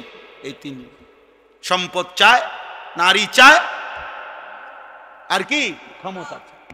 ক্ষমতা 8 বার ফেল করছে মানুষ, হয়তো আল্লাহ দোয়াই কইছে আর দাঁড়াইয়েন না, কোনা এবার শেষ, আর 4 শতক জমি আছে, আল্লাহর উপর ভরসা করে এই শেষ বেচাটা দিয়ালেন জমিটা, এই 4 শতক বেচ্চা একেবারে শেষ। এবারে শেষ মেম্বরি দাঁড়াইলাম, এবারে শেষ চেয়ারম্যানই দাঁড়াইলাম। এমন মানুষ নাই? লোভে তারে ছাড়ে না। ক্ষমতা, ক্ষমতা, ক্ষমতা, এ নারী, সম্পদ, ক্ষমতা। মক্কাবাসী নবীজিকে 3টার অফারে দিছে, 3টাই পূর্ণ দেব মুহাম্মদ, ছেড়ে দাও। আল্লাহ নবী সাল্লাল্লাহু আলাইহি সাল্লাম বলছেন কি, কিতাবের মধ্যে আছে, বলছে মক্কাবাসী শোনো, তোমরা যদি আমার ডান হাতে আসমানের ওই সূর্যটা এনে দাও, বাম হাতে যদি চাঁদ এনে দাও, আর আমারে যদি বলো আমার এই কালেমার দাওয়াত ছেড়ে দিতে, খোদার কসম আমি 1 মিনিটের জন্য ছাড়ব না। ওয়াল্লাহি লা ওয়াদাতুমুশ শামসা ফি ইয়ামিনি ওয়াল কামারা ফি ইয়াসারি ওয়া আমারতুম আন আতরুকা হাদিহি দাওয়া লান আতরুকা, ছাড়ব না। আচ্ছা, এটার দ্বারা একটা কথা কি বুঝছেন? যদি সূর্য এনে দাও ডান হাতে, বাম হাতে যদি চাঁদ এনে দাও, অর্থ হইল, আমার যেটা বুঝারি অর্থ হইল, রাত্র দিন যদি পুরাটাও 24 ঘন্টা, দিনে সূর্য রাতে চাঁদ, তো 24 ঘন্টার মালিকানাও যদি আমার হাতে দিয়ে দাও, আর বিনিময়ে যদি বলো আমারে কালেমার দাওয়াত ছেড়ে দিতে, আমি ছাড়ব।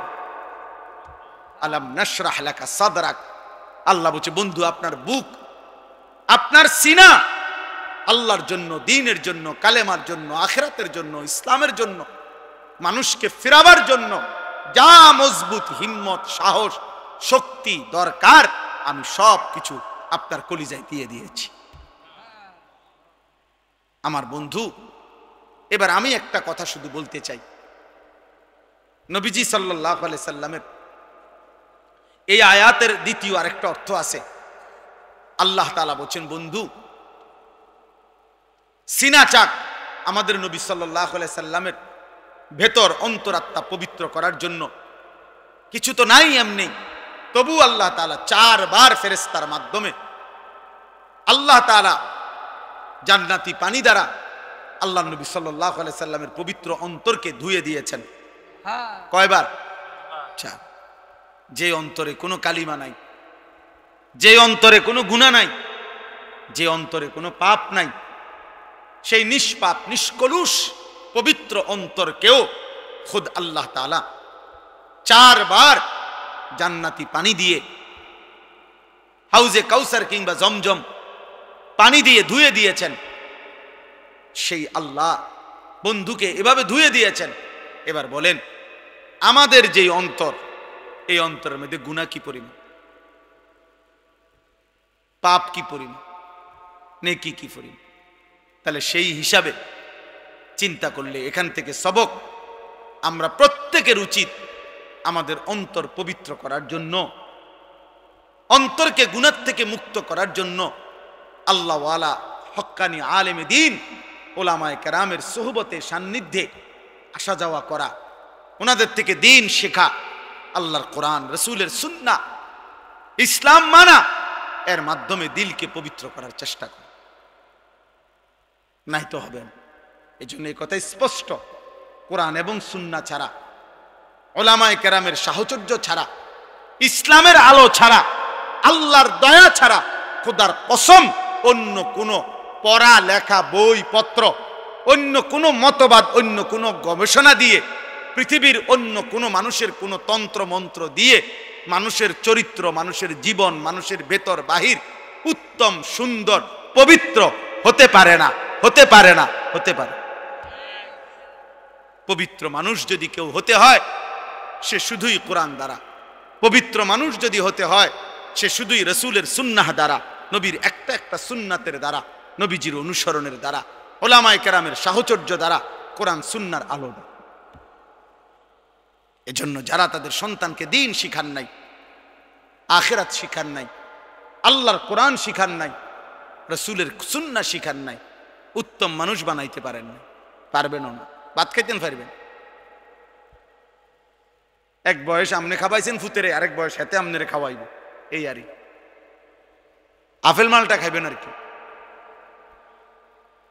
ভাত তরকারি খাইবেন আর চা বন খাইবেন আর কি, আখিরাত হবে না। নিজের এবং সন্তানের আখিরাত, পরকাল আল্লাহর কোরআনের মধ্যে, রাসূলের সুন্নাহর মধ্যে, আল্লাহ রাসূলকে মানার মধ্যে। অতএব আজকে এটাই বললাম, নবীজি সাল্লাল্লাহু আলাইহি সাল্লামের একটা একটা সুন্নাতের উপরে আমল করেন, দ্বীন শিখেন, বুড়া মানুষও শিখেন, জওয়ান মানুষও শিখেন। স্কুলে যারা পড়ো ভাই, তোমরাও দ্বীন শিখো ইয়া, নাহলে উত্তম মানুষ হইতে পারবা, ভাত খাইতে পারবা, উপার্জন করতে পারবা। পবিত্র মানুষ খোদার কসম উত্তম আখলাক কোরআনবিহীন হয় না, সুন্নাহবিহীন হয়। শুদ্ধ কথা বললেই উত্তম মানুষ, কথা তো বলে শুদ্ধ, কিন্তু তাকে তো এসি রুমে জামা স্যুট বুট চুল টুল আশ্রানো, কথা তো খুব মার্জিত, কিন্তু এক খোঁচা দিয়েই 300 কোটি টাকা মাইরা দিছে। হ্যাঁ, কথা বুঝেন নাই? এমনি তো সুদ খায়, কথা কয় শুদ্ধ, এই জন্য শুদ্ধ সুদ কর, শুদ্ধ বাটফার, শুদ্ধ হারাম কর। এই জন্য আখলাক, চরিত্র, হালাল হারাম, পাক না পাক, জায়েজ না জায়েজ, বৈধ অবৈধ, এই বুঝ, এই বিবেক আসতে হলে আল্লাহর কোরআন লাগবে, রাসূলের সুন্নাহ লাগবে। এটাই সমাধান, এটাই চূড়ান্ত কথা, এটাই শেষ কথা, এটা ফাইনাল কথা। এটার থেকে যে বঞ্চিত সেই মাহরুম, সেই মাহরুম।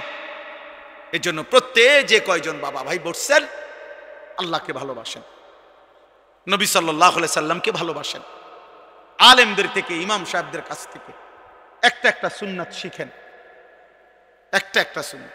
কত মুসলমান আমরা, আহা, আমরা প্রত্যেকেই এখানে আপনার ব্রাশ এবং টুথপেস্ট চিনেন না বা ব্যবহার করেন না, চিনেন না, এমন কোনো ভাগ্যবান আছেননি বলেন তো? পাইবেন এনে একজন? সবাই ছিল। কিন্তু আপনি জিজ্ঞাসা করেন যে 40 বছর, 60 বছর, 30 বছর যে মিসওয়াক করছেন গত কত বছরে, বলতেও পারবে। অসংখ্য মুসলমান চিনেও না, বলতেও পারবে না 60 বছরের ভিতরে কোনোদিন মিসওয়াক, অথচ এটা নবীজির সুন্নাত। তাহলে মিসওয়াক চিনলেনও না, ব্রাশের কথা ভুললেনও না, হাসরের ময়দানে কেমনে দাঁড়াইবে? দস্তরখান চিনেনও না, ডাইনিং টেবিল বলেন না, কারণটা কি? ঠেলাওয়ালা দিন মজুরু মনে করে একটা ডাইনিং টেবিল লাগবে, নইলে ইজ্জত থাকবে না। তাহলে দুনিয়া চিনলেন, আখিরাত চিনলেন না কেন? নবীজির সুন্নাত চিনলেন না কেন? এই জন্য দয়া করে ফিকির করে ভাবতে শিখেন। ছেলেরা, বাপ তোমাদেরকেও বলি, বাবা, নিজের চরিত্র বড় সম্পদ। Character is lost, everything lost. এটা ইংরেজিতে আমরা ছোটবেলায় প্রাইমারি থাকতে পড়ছি। যার চরিত্র নাই তার কিছুই নেই, তার কিছুই নাই, তার কিছুই নেই, তার কিছুই নেই।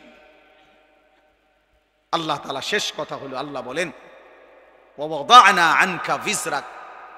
আল্লাহ বলছে বন্ধু উম্মতের চিন্তায়, মানুষের পরিবর্তনের পেরেশানিতে, মানুষগুলো কিভাবে আল্লাহ চিনবে, আখিরাত চিনবে, এই চিন্তা, অস্থিরতা, টেনশন আপনার কোমর বাঁকা করে দিছিল। আল্লাযী আনকাদা যাহরাক, আপনার পিঠ বাঁকা করে ফেলছিল মানুষের চিন্তায় চিন্তায়। আমি আল্লাহ তাআলা আপনার সেই চিন্তা দূর করে দিয়েছি, আপনাকে পরিপূর্ণভাবে কোরআন এবং আমার যত দিক নির্দেশনা সব দিয়ে আপনাকে আমি মেহনত করতে বলে দিয়েছি।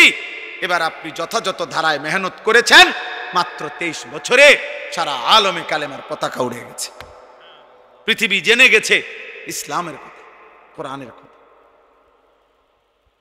কোরআনের কথা।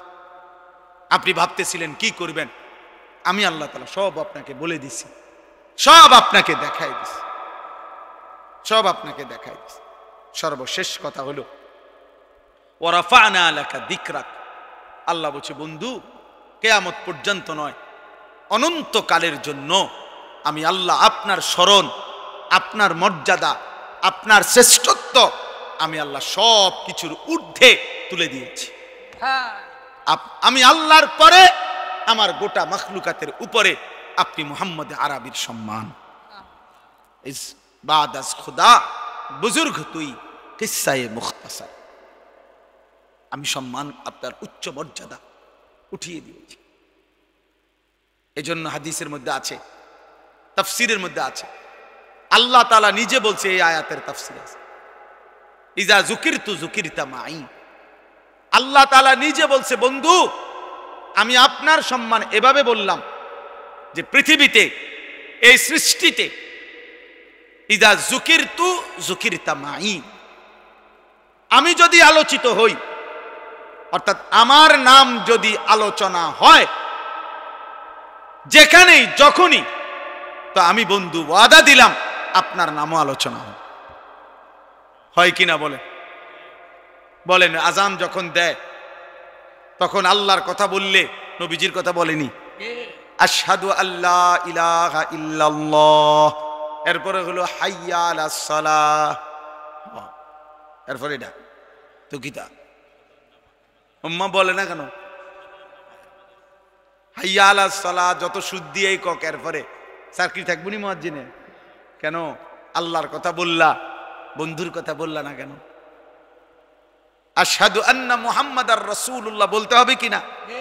এবার মুয়াজ্জিন একামত দিচ্ছে, একামতের মধ্যে দেখেন আল্লাহর নাম যখন বলে রাসূলের নাম বলে কিনা? বলতে হবে কিনা বলেন? নাই তো একামত হবে তো। এবার নামাজে দাঁড়াইছে, তো নামাজের শুরু থেকে আল্লাহর জন্য বলতে বলতে বলতে বলতে সুবহানাকাল্লাহুম্মা, আলহামদুলিল্লাহ সূরা, আরো সূরা, সুবহানা রাব্বিয়াল আযীম, সুবহানা রাব্বিয়াল আ'লা, আত্তাহিয়াতু লিল্লাহ, সব আল্লাহর জন্য বলতে বলতে এখন আল্লাহুম্মা ইন্নী যালামতু নাফসি। জি না, জি না, রাখো, হইছে না? মাঝখানে কি বলতে হবে? বন্ধুর কথা বলতে হবে, বন্ধুর কথা বলতে। আল্লাহুম্মা সাল্লি আলা মুহাম্মাদ ওয়া আলা আলি মুহাম্মাদ।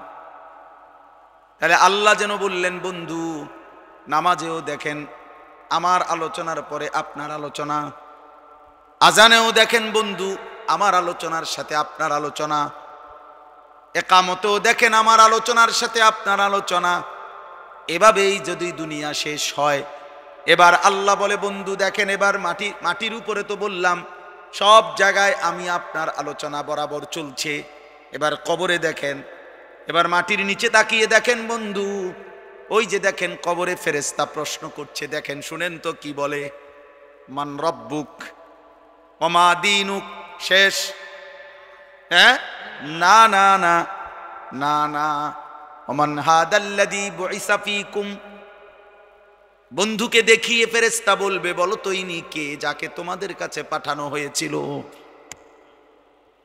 আল্লাহ বলেন বন্ধু জমিনের উপরেও আমি যেখানেই আলোচিত আপনিও আলোচনা, মাটির নিচেও তাকিয়ে দেখেন কবরে প্রতি ঘন্টা মিনিট সেকেন্ড প্রতি ক্ষণে আপনার আলোচনা, আমারও আলোচনা, আমারও আলোচনা। তাইলে সাত আসমানে আরশে আজিম, আরে হাসরের ময়দানে সেখানে নবীজির আলোচনা হবে কিনা বলেন না কেন? নয়তো সুপারিশ করবে কে? সুপারিশের জন্য মানুষ খুঁজবে কাকে? তিনিই তো গোটা হাসরের মাঠ যখন বলবে ইয়া রব্বি নাফসি নাফসি, একজনই কেবল বলবে ইয়া রব্বি উম্মতি উম্মতি। সব নবী, সব আম্বিয়া, সব আউলিয়া, সব মানুষ তখন খুঁজবে হায় ইনি কে? ওই একজন কে যেন সবাই বলে যা তিনি বলে তার ভিন্নটা, ওনারে তালাশ করো। আজকে সুপারিশ যদি কেউ করতে পারে তিনি করতে পারবে, কিছু বললে তিনি বলবে। তিনি কে? মুহাম্মাদুর রাসূল সাল্লাল্লাহু আলাইহি ওয়াসাল্লাম। আল্লাহর নবী বলছেন আনা আউয়ালু শাফিঈন, উম্মত শুনো, কিয়ামতের দিন আমি মুহাম্মদই সর্বপ্রথম আল্লাহর কাছে সুপারিশ করব। আনা আউয়ালু মুশাফফাইন, সর্বপ্রথম আল্লাহ আমার সুপারিশ শুনবেন, গ্রহণ করবেন। আনা আউয়ালু খাতিবুহুম ইযা উনসিতু, নবীজি বলেন উম্মত কিয়ামতের ময়দানে সব যখন চুপ থাকবে, আল্লাহর সামনে কথা বলার কারো যখন কোনো সাহস হবে না, আমি মুহাম্মদই সর্বপ্রথম আমার রবের সাথে কথা বলবো। আনা আউয়ালু মান ইয়াসজুদু, হাসরের ময়দানে প্রথম সেজদা আল্লাহকে আমি মুহাম্মদ দেব। আমার আল্লাহর সামনে প্রথম চোখের পানি আমি ফেলবো, আমার আল্লাহর প্রশংসার বাক্য প্রথম আমি বলবো। আনা আউয়ালু মান ইয়াকরাউ বাবাল জান্নাহ, আমি সর্বপ্রথম জান্নাতের দরজার কড়া নাড়ব। ফেরেশতা ভেতর থেকে বলবে মান, আপনি কে? আমি বলবো মুহাম্মদ। ফাফুতিহাল বাব, ফেরেশতা দরজা খুলে দিবেন আর বলবেন আনতাজিরুলাক, আমি তো আপনারই অপেক্ষা করছিলাম, আপনার জন্যই তো বসেছিলাম, আপনি আসবেন, উদ্বোধন করবেন, তারপরে না বাকিরা ঢুকবে। ওয়ারাফানা লাকা যিকরাক, আল্লাহ বলেন বন্ধু আমি ওয়াদা দিলাম, আমি আপনার মর্যাদা, আপনার সম্মান সব কিছুর ঊর্ধ্বে, মাটির উপরে মাটির নিচে, হাসরের মাঠে জান্নাতে অনন্তকালের জন্যে আপনার আলোচনা, আপনার শ্রেষ্ঠত্ব আমি উঠাইয়া দিলাম। এমন নবী আল্লাহ আমাগরে দিছিলেন, কদর করলাম, কদর করলাম। হায় উম্মত, কদর করলাম। আফসোস আমাদের, সারাদিন উম্মতকে ডাকছেন, মানুষকে আল্লাহর দিকে ডাকছে না নবী? আবু জাহেলের কাছে 4000 বার কালেমার দাওয়াত, 1000 4000, সারা রাত আবার তাহাজ্জুদের নামাজে আবার তিনি আল্লাহর কাছে চোখের পানি ফেলে কাঁদছে উম্মতের জন্য। উম্মতের সারাদিন ডাকছে, আবার সারা রাত চোখের পানি ফেলে, হাত্তা তাওয়াররামাত কাদামাহু। আম্মা জান আয়েশা বলে নবীজি যখন রাত্রিবেলা তাহাজ্জুদ জাগতেন, দাঁড়ায় থাকতেন এত লম্বা, এত সেজদা, এত লম্বা, এত কান্নাকাটি যে ওনার দুইটা পাও ফুলে ফুলে যেত, ফুলে ফুলে যেত, ফুলে ফুলে যেত। এই জন্য শেষ কথা বললাম, অনেক লম্বা করলাম, আপনারা অনেক কষ্ট করছেন। প্রিয় ভাই নওজোয়ান বাবা, সবাইরে বলি, আমারও বলি, কিয়ামতের দিন হাসরের ময়দানে নবীজি কিন্তু আমাদের প্রত্যেকের আমলনামা দেখবে। সুপারিশের নিয়ম কানুন আছে রে বাপ। হাউজে কাউসারের পানি কলের পানি না, চাপ দিবেন আর খাইয়া লেবেন। নবীজির সুপারিশ, ওইটার কোনো নিয়ম কানুন নাই নাকি? কথা বলেন, আপনাদের বিবেক কি বলে? ছেলেরা বলো ভাই। একজন মুসলমান আমনে মৃত্যু পর্যন্ত বিড়ি খাইতে খাইতে আমনে কবরে যাবেন আর হাসরের ময়দানে উঠবেন, আর নবী দেখে মাশাআল্লাহ, আরে তুমি নি আইও আইও দেবে তো, এই যে ঢোকো, হ্যাঁ পয়সা দিয়েছে ফেরেশতারা, আফেল মালটা কাইটটা তোমার লাগে, আও না। আপনি কি ভাবছেন মানে সুপারিশ এরকম নাকি?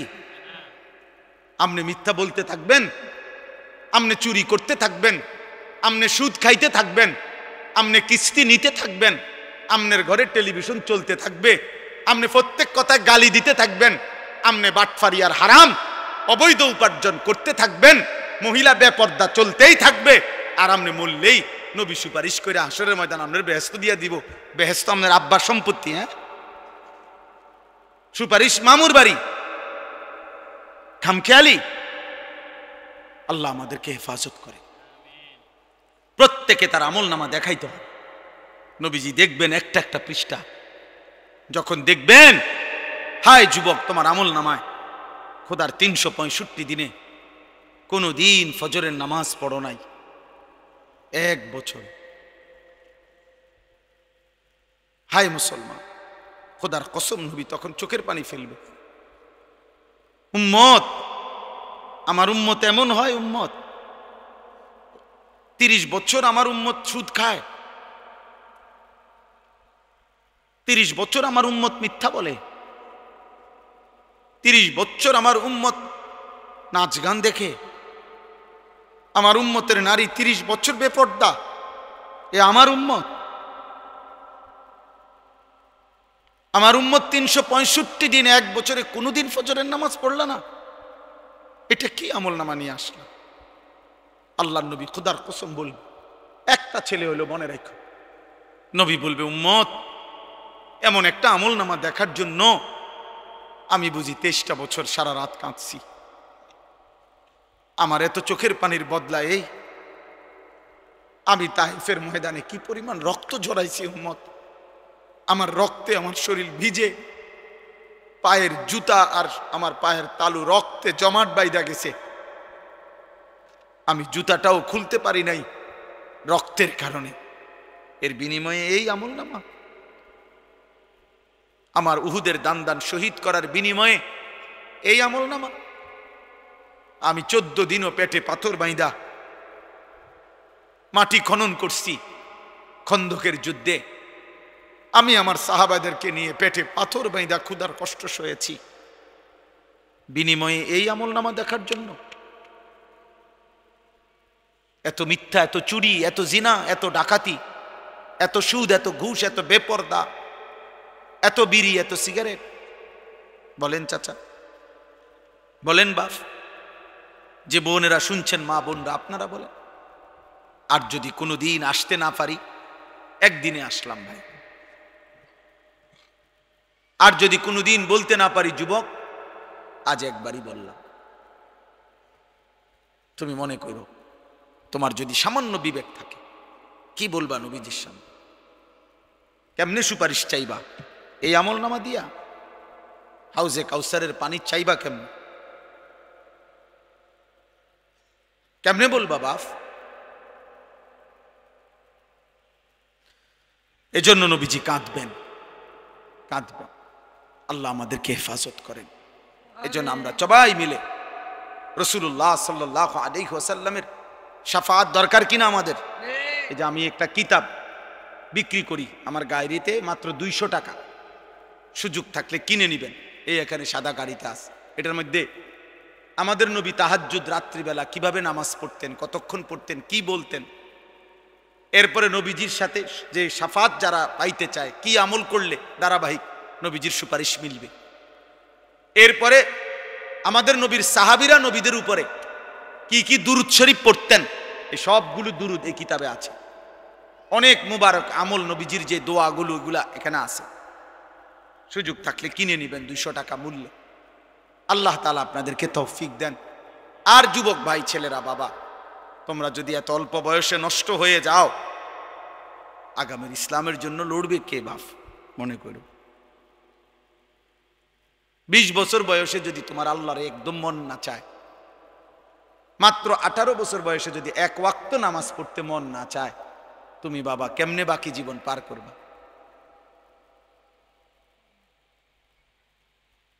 তোমার বাকি হায়াত কেমন হবে? দয়া করে ভাইবো ভাইয়া, চেষ্টা করে দেখো নামাজ পড়া যায় কিনা, ফিকির করো, পারবা ইনশাআল্লাহ। হিম্মত করলে সম্ভব। অনেক যুবক আলহামদুলিল্লাহ সারা বাংলাদেশে এখন ফজরের নামাজ পড়ে। তোমরাও চেষ্টা করো, নিজেদের চুল স্বাভাবিক রাখো, চুল চারদিকে সমান করে রাখো। তোমরা যারা এই ডানে বামে সামনে চুল বড়, প্রিয় ভাই, এগুলা কাফেরের চুল। প্রিয় সন্তান, মনে করো এটা বেঈমানের চুল। আর মানুষের এটা নিয়ম, মানুষ যার সাদৃশ্য ধরে তার প্রভাব তার উপরে পড়ে। যে যার আকৃতি ধরে তার আখলাক চরিত্র তার উপরে পড়ে। এই জন্য তুমি কাফেরের সুরত ধইরা তোমার মধ্যে বুঝি জুনায়েদ বাগদাদির অভ্যাস আইব।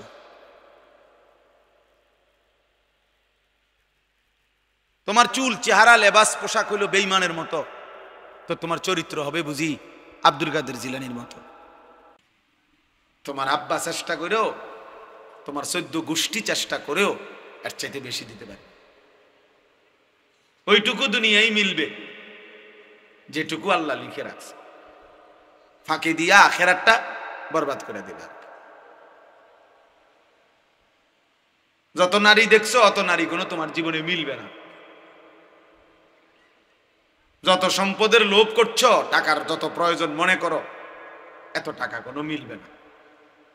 এক একজনের মনের যত চাহিদা, যত কিছু আকাঙ্ক্ষা, সব আকাঙ্ক্ষা পূরণ হয় না, এটাই স্বাভাবিক। আরো ধনী হলো, আরো সম্পদশালী হলো, তাহলে লাভ হইল কি? আর আল্লাহকেও ভুলে গেলাম, আখেরাতকেও ভুলে গেলাম, আল্লাহর ইবাদতকেও ভুলে গেলাম। এখান দিয়ে মনের ইচ্ছা মতো তো সব পাইলাম না, আমার চাহিদা মতো তো সব মিলল না। দুনিয়া তো আমার ওইটুকুই মিলল যেটুকু আল্লাহ লিখে রাখছে। আজ্জালনা লাহু ফিহা মা নাশাউ লিমান নুরিদ। আল্লাহ বলছে যতজন দুনিয়া চায় আমি সকলকে দুনিয়া দেই না, আমি যে কয়জনকে চাই ওই কয়জনকে দেই। এবং যতজন দুনিয়া যেটুকু চায় আমি অতটুকু দেই না, আমি আল্লাহ যেটুক চাই অতটুকু দেই। কিন্তু সুম্মা জাআলনা লাহু জাহান্নাম, প্রত্যেক দুনিয়া লোভীকে দেখেন, ওই যে ওদের মোবাইল দেখেন, এদের মানে মেন ব্যস্ততা হলো মোবাইলটা। এটারে একবার আলগি দিয়া ধরে, একবার উঁচা করে ধরে, একবার নিচা করে ধরে, একবার ডান দিকে নেয়, একবার বাম দিকে নেয়। মানে হুজুরের যদি আরো বাপ হয়েও বলে, হ্যাঁ ফিকির হলো মোবাইলটা, এইটার মধ্যে উঠাবে, রেকর্ড করবে, কেউরে দেখাবে। এই কারে বলে, কি জন্য বলে, কোনো ফিকির নাই।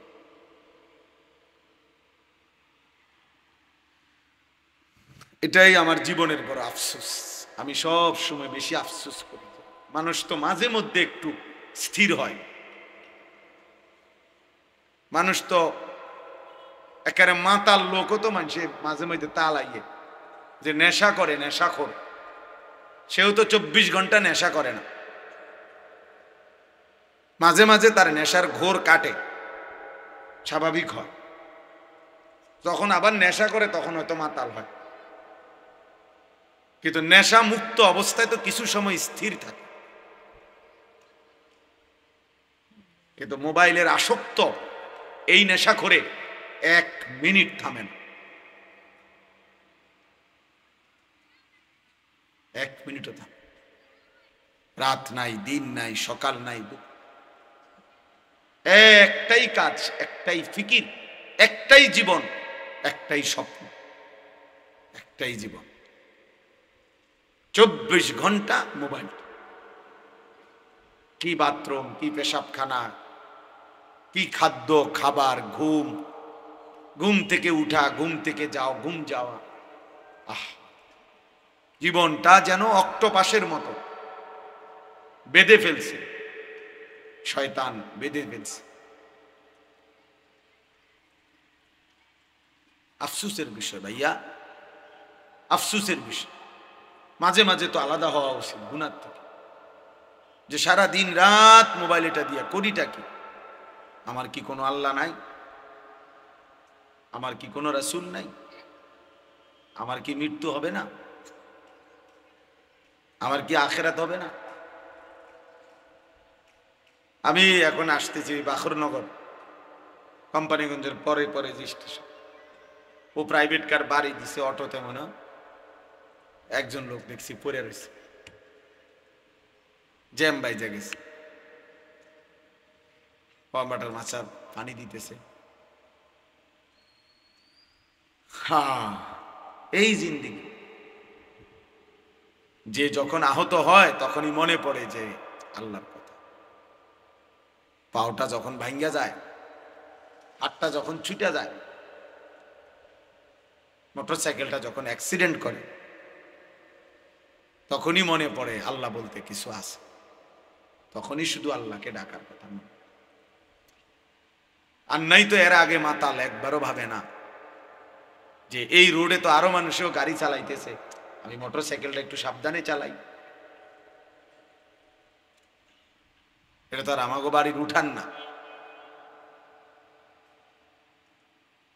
সিদ্ধান্ত এটাই, যতক্ষণ আল্লাহকে যেন বলছে আল্লাহ যতক্ষণ পর্যন্ত তুমি ঠ্যাং ভাঙ্গা না দিবা, মাথা না ফাটাইবা, ততক্ষণ চালাম। যতক্ষণ পর্যন্ত আল্লাহ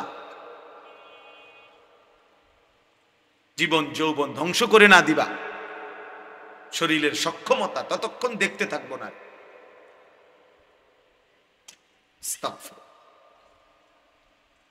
এজন্য দোস্ত এটা ভাবা উচিত, বাবারাও ভাবা উচিত, সবাই আমরা ভাবা উচিত। 24 ঘন্টা দুই জিনিস আমাদের বিরুদ্ধে লেগে থাকে। এক হলো আমাদের মনের চাহিদা নফস, আরেক হলো শয়তান। বাহিরে থেকে শয়তান, ভেতরে থেকে নফস। এই দুই শত্রু আল্লাহ আমাদের বিরুদ্ধে লাগায় রাখছে। আর বলছেন এই দুই শত্রুকে পরাজিত করে তোমাকে বিজয়ী হইতে হবে, এরপরে জান্নাত। জান্নাত এটা মামুলি না। জান্নাত দুইটা রুম আর একটা বারান্দা না। জান্নাত শুধু এক তরকারি আর ডাইল আর আলু ভর্তা দিয়ে ভাত খাওয়ান না। জান্নাত শুধু 2-4 আইটেমের ফল ফলাদির নাম না। জান্নাত অনেক। ইজা রাআইতা সাম্মা রাআইতা নাঈমান ওয়া মুলকান কাবীরা। আল্লাহ বলেন আমার বান্দা যখন জান্নাত দেখবে কেবল দেখতেই থাকবে, বারবার চোখ ফিরাইয়া ফিরাইয়া দেখবে। দেখতে দেখতে সে বুঝবে তাকে আল্লাহ তাআলা নিয়ামতে ভরা এক বিশাল সাম্রাজ্য দান করেছে। মুলকান কাবীরা, বিশাল সাম্রাজ্য, বিশাল এরিয়া না, বিশাল সাম্রাজ্য। সবচেয়ে ছোট জান্নাত আল্লাহ নবী সাল্লাল্লাহু আলাইহি ওয়াসাল্লাম বলছেন 10 দুনিয়া বরাবর। 10 দুনিয়া বরাবর। সর্বশেষ যেই লোক জান্নাতে যাবে তার জান্নাত। আমরা যেমন নবীকে বিশ্বাস করি, খোদার কসম এই কথাও আমি কমপক্ষে ইয়াকিনের সাথে বিশ্বাস করি। আলহামদুলিল্লাহ। কারণ আমরা বিশ্বাস করি আল্লাহর এই কথা, রাসূলের এই কথার মধ্যে এক জাররা পরিমাণও সন্দেহ নেই। তোমরা বেনামাজি যুবক, তোমাদের সন্দেহ হইতে পারে, তোমরা আসলে আল্লাহর ব্যাপারে সন্দিহান, এই জন্য সেজদা দাও না। তোমাদের কলিজায় এটা আছে হয়তো যে আল্লাহ বলতে কিছু নাই, অবশ্যই। এজন্য ও সন্দিহান, ও আখিরাতের ব্যাপারে সন্দিহান, ও নবীজির এই কথাগুলোর ব্যাপারে তার সন্দেহ আছে। এই জন্য সে স্বাভাবিকভাবে হাসি খুশি মুডে ঠান্ডা মাথায় নামাজও পড়ে না, সেজদাও দেয় না, অনবরত গুনাহ করছে, গুনাহ করছে, গুনাহ করছে। আস্তাগফিরুল্লাহ। নাইতো তো কমপক্ষে একটা যুদ্ধ করতো। গুনাহ আমার নাই আমি বলি না, আমি কোনো বেহেশতের থেকে আইছি না, এখন আসছি ক্যান্টনমেন্ট থেকে। বুঝেন নাই কথা? আমি কোনো বেহেশতের থেকে আইছি না, গুনাহ আমার নাই আমি এটা বলি নাই। কিন্তু এটা কেমন গুনাহ যে 24 ঘন্টা, 24 বছর, 12 বছর, 10 বছর, 1 বছর এক তালে, এক রঙে, এক ঢঙ্গে গুনাহ। এটা কি ধরনের নাফরমান ভাই? এত গাদ্দা, এত চূড়ান্ত বেয়াদব, এত নিকৃষ্ট বেয়াদব, এত হাইওয়ান, এত চতুষ্পদ জন্তু, যে গুনাহকে স্বাভাবিক বানায় দিচ্ছে।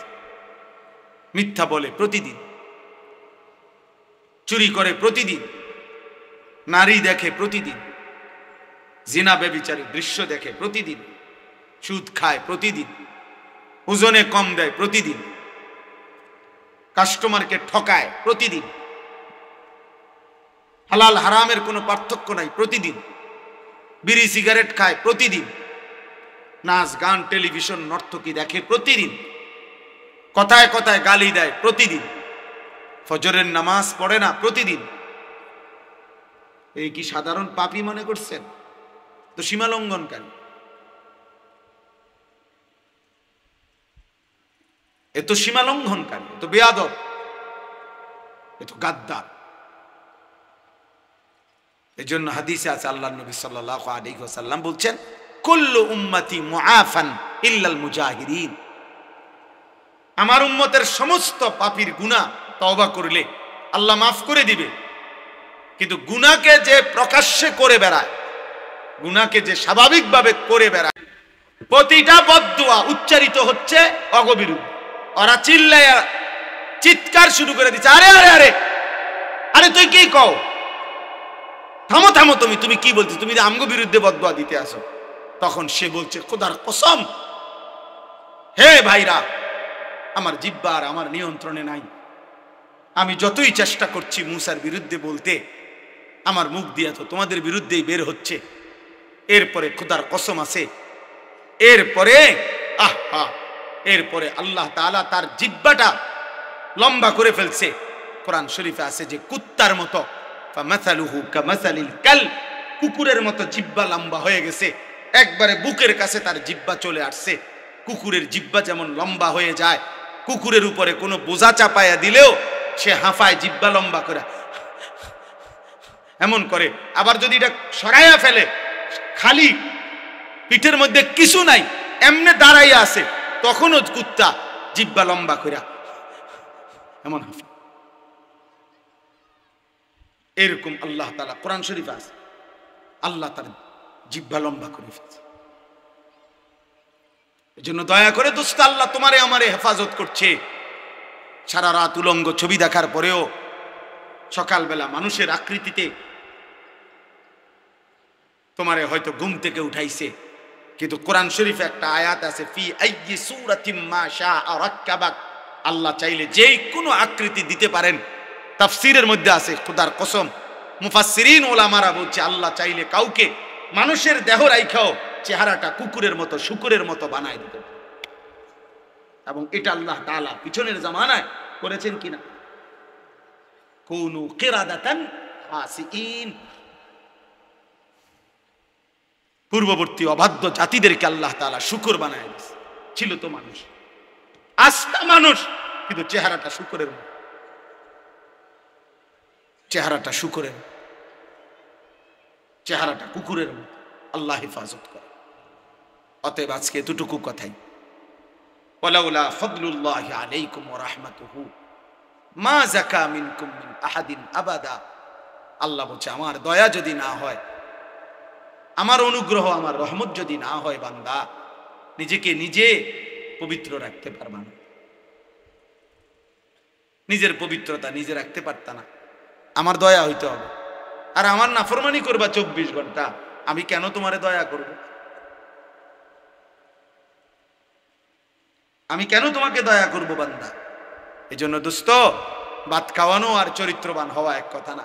ভাত তো সবারই আল্লাহ খাওয়ায়, খানা তো আল্লাহ গরু ছাগল কুকুর বিড়াল রেও খাওয়ায়, শুকর রেও খাওয়ায়, দুনিয়াতে এগুলো সবাই ভোগ করে। যেন আল্লাহ বলছেন, আমার দয়া না হলে কেউ নিজেকে পবিত্র করতে পারবে না, আর আমার নাফরমানি করলে আমার দয়া মিলবে না, দয়া মিলবে না। ওয়ালাকিন্নাল্লাহা ইউযাক্কি মান ইয়াশা, আল্লাহ বলেন, আল্লাহই যাকে চান পবিত্র করে থাকেন। আল্লাহু সামিউন আলিম, আর আল্লাহ তোমাদের সব শুনতেছেন, সব জানেন। এই পৃথিবীর কেউ শোনে না। ইয়ারফোন লাগায় আর রাত 2টা বাজে, ফজর পর্যন্ত, ভোর পর্যন্ত কোন নারীর সাথে কি বলেছ, আল্লাহ বলে, বান্দা পৃথিবীর কেউ শুনে নাই, ইয়ারফোন লাগায় রাখছো, আমি শুনেছি, আমি শুনছি বান্দা, আমি জানি, আমি দেখছি বান্দা, সব আমি দেখেছি, আমি সব জানি, আমি সব শুনি। আল্লাহ শোনে না কখন? কথা বলে না। আল্লাহ দেখে না কখন? আল্লাহ জানে না কখন? আয়াহসাবু আল্লান ইয়াকদিরা আলাইহি আহাদ। আল্লাহ বলে আমার বান্দাকে বলো না সে কি ভেবেছে তার উপরে কারো কোনো ক্ষমতা নাই, ওরে জিজ্ঞেস করো। আল্লাহ বলে বান্দা তাকে জিজ্ঞেস করো তো, এত মিথ্যা, এত নাফরমানি, এত বেনামাজি জিন্দিগি, একটা সেজদাও সে যে দিচ্ছে না, সে কি মনে করেছে তার উপরে কারো কোনো ক্ষমতা নাই? কি ভেবেছেন বলেন? কারো ক্ষমতা নাই? কথা বলে না। আয়াহসাবু আল্লাম ইয়ারাহু আহাদ। আল্লাহ বলে আমার নাফরমান বান্দা কি ভেবেছে তাকে কেউ দেখে না? কি মনে করেন দেখে না? আলাম ইয়ালাম বিআন্নাল্লাহা ইয়ারা। আল্লাহ বলে সে কি জানে না তাকে আল্লাহ দেখে? আল্লাহ দেখে। ইয়ালামু খাইনাতাল আয়ুনি ওয়া মা তুখফিস সুদূর। আল্লাহ বলে বান্দা চোখের খেয়ানত, চোখের দ্বারা তুমি যত গুনাহ করছো আমি জানি, অন্তরে যত গুনাহ লুকিয়ে রেখেছো আমি তাও জানি। আমি জানি বান্দা, দিলের গভীরে যা তাও জানি, চোখের বাঁকা চাহনিতে দেখো যা তাও জানি। তাকায় রয়েছে এদিকে, তাকাইতেছে ওইদিকে। আল্লাহ বলে বুঝছি কি চাইছো। আল্লাহ আমাদেরকে হেফাজত করে। এই জন্য প্রিয় ভাই, এই ছেলেদের এই আয়োজন আহলে সুন্নাতুল জামাত পাঠাগার, আমি আগেও এই মাহফিলে আসছি, ও বাজারের কোন কোনা দিয়া বয়ান করছিলাম, হ্যাঁ ছাপড়ার নিচে, ঠিক না? হ্যাঁ হ্যাঁ আমার মনে আছে। আলহামদুলিল্লাহ, উদ্দেশ্য একটাই, ভালো কিছু বই পড়বে, দ্বীনি কিছু বই পড়বে, এর দ্বারা আখলাক হবে, ওলামায়ে কেরামের একটু নসিহত শুনবে, এর দ্বারা সুন্দর একটা চরিত্র গড়বে। এই আশা নিয়েই এই নওজোয়ানদের এই সংগঠন, এই পাঠাগার, আমরা দোয়া করি আল্লাহ তাআলা তাদের এই সুন্দর উদ্যোগ, মেহনত, এই পাঠাগার আল্লাহ কবুল করে। আর যারা এর সাথে সম্পৃক্ত আছো ভাইয়া, আমি তোমাদের কাছে অনুরোধ করছি, প্রিয় ভাই, দোস্ত আমার, বন্ধু আমার, তোমরা যেভাবে মানুষের কল্যাণে একটা ভালো কাজের উদ্যোগ নিয়েছ, ঠিক তেমনি ভাবে নিজের কল্যাণে, নিজের ঈমান, নিজের আমল, নিজের আখলাক, নিজের চরিত্রের জন্য আরো উদ্যোগ। আল্লাহ তাআলা আমাদেরকে তৌফিক দান করেন। আগামীকাল আমার মাদ্রাসায় কুমিল্লা ক্যান্টনমেন্ট ময়নামতি সাহেবের বাজার, ওইখানে মাসিক ইসলাহি মাহফিল, প্রত্যেক মাসের দ্বিতীয় শনিবার আমার মাদ্রাসায় মাহফিল হয়। আগামীকালকে সেটা সকাল 10টা থেকে 12:30 পর্যন্ত ওইখানে মা বোনদের জন্য বয়ান হয়, আসর থেকে এশা পুরুষদের জন্য বয়ান হয়।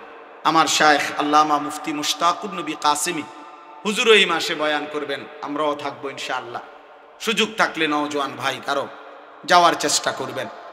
আর একটা শেষ অনুরোধ হলো, প্রিয় নবী সাল্লাল্লাহু আলাইহি ওয়াসাল্লামের জীবন, নবীজির আমল একটু একটু করে শিখতে চেষ্টা করবেন। আমরা এই নবীজি সাল্লাল্লাহু আলাইহি সাল্লামের একটা গুরুত্বপূর্ণ আমল হলো, নবীজি তাহাজ্জুদ নামাজ পড়তেন রাত্রিবেলা, রাত গভীরে নবীজি নামাজ পড়তেন, দোয়া করতেন, চোখের পানি ফেলতেন, অনেক দোয়া করতেন। আমি একটা কিতাব আমার গাড়ির মধ্যে বিক্রি করি, ওই যে আমার সাদা গাড়িতে। এই কিতাবটা হলো আমাদের প্রিয় নবী সাল্লাল্লাহু আলাইহি ওয়াসাল্লাম রাত্রিবেলা তাহাজ্জুদ নামাজে কি পড়তেন, কেমনে দোয়া করতেন, কতক্ষণ পড়তেন, এটা এই কিতাবের মধ্যে আছে। নবীজি সাল্লাল্লাহু আলাইহি সাল্লামের সুপারিশ হাসরের ময়দানে কেউ যদি পেতে চায়, কি আমল করা উচিত, কি আমল ধারাবাহিক করলে সুপারিশ মিলবে, এটা এই কিতাবের মধ্যে আছে। আমাদের নবী সাল্লাল্লাহু আলাইহি সাল্লামের উপরে সাহাবায়ে কেরাম, নবীজির জামানায় সাহাবীরা নবীজির উপরে কিভাবে দুরূদ পড়তেন, কি কি দুরূদ পড়তেন, এমন 40টা দুরূদ যেটা সাহাবারা পড়তেন এই কিতাবের মধ্যে আছে। মাত্র 200 টাকা মূল্যে এই কিতাবটা আমরা বিক্রি করি গাড়িতে। যদি কারো সুযোগ হয়, এই অনেক গুরুত্বপূর্ণ আমল শিখতে পারবেন, কেনার চেষ্টা করবেন। আল্লাহ তাআলা আমাদেরকে তৌফিক দেন, এই মাহফিলখানা আল্লাহ তাআলা কবুল করেন, আমিন। জি জি দাও দাও। আলহামদুলিল্লাহ, সম্মানিত উপস্থিতি, এখনই হুজুর সবার জন্য দোয়া করবেন। আমাদের পাঠাগারের প্রতিষ্ঠাতা আহ্বায়ক মুফতি মাসুম বিল্লাহ আল হুসাইনি ভাই উপস্থিত হয়েছেন আজকের মাহফিলের সম্মানিত প্রধান অতিথি, আমাদের নবীনগরের বিশিষ্ট সমাজসেবক, বিশিষ্ট ব্যবসায়ী জনাব আজহারুল ইসলাম দুলাল, ইসলামী আন্দোলন বাংলাদেশ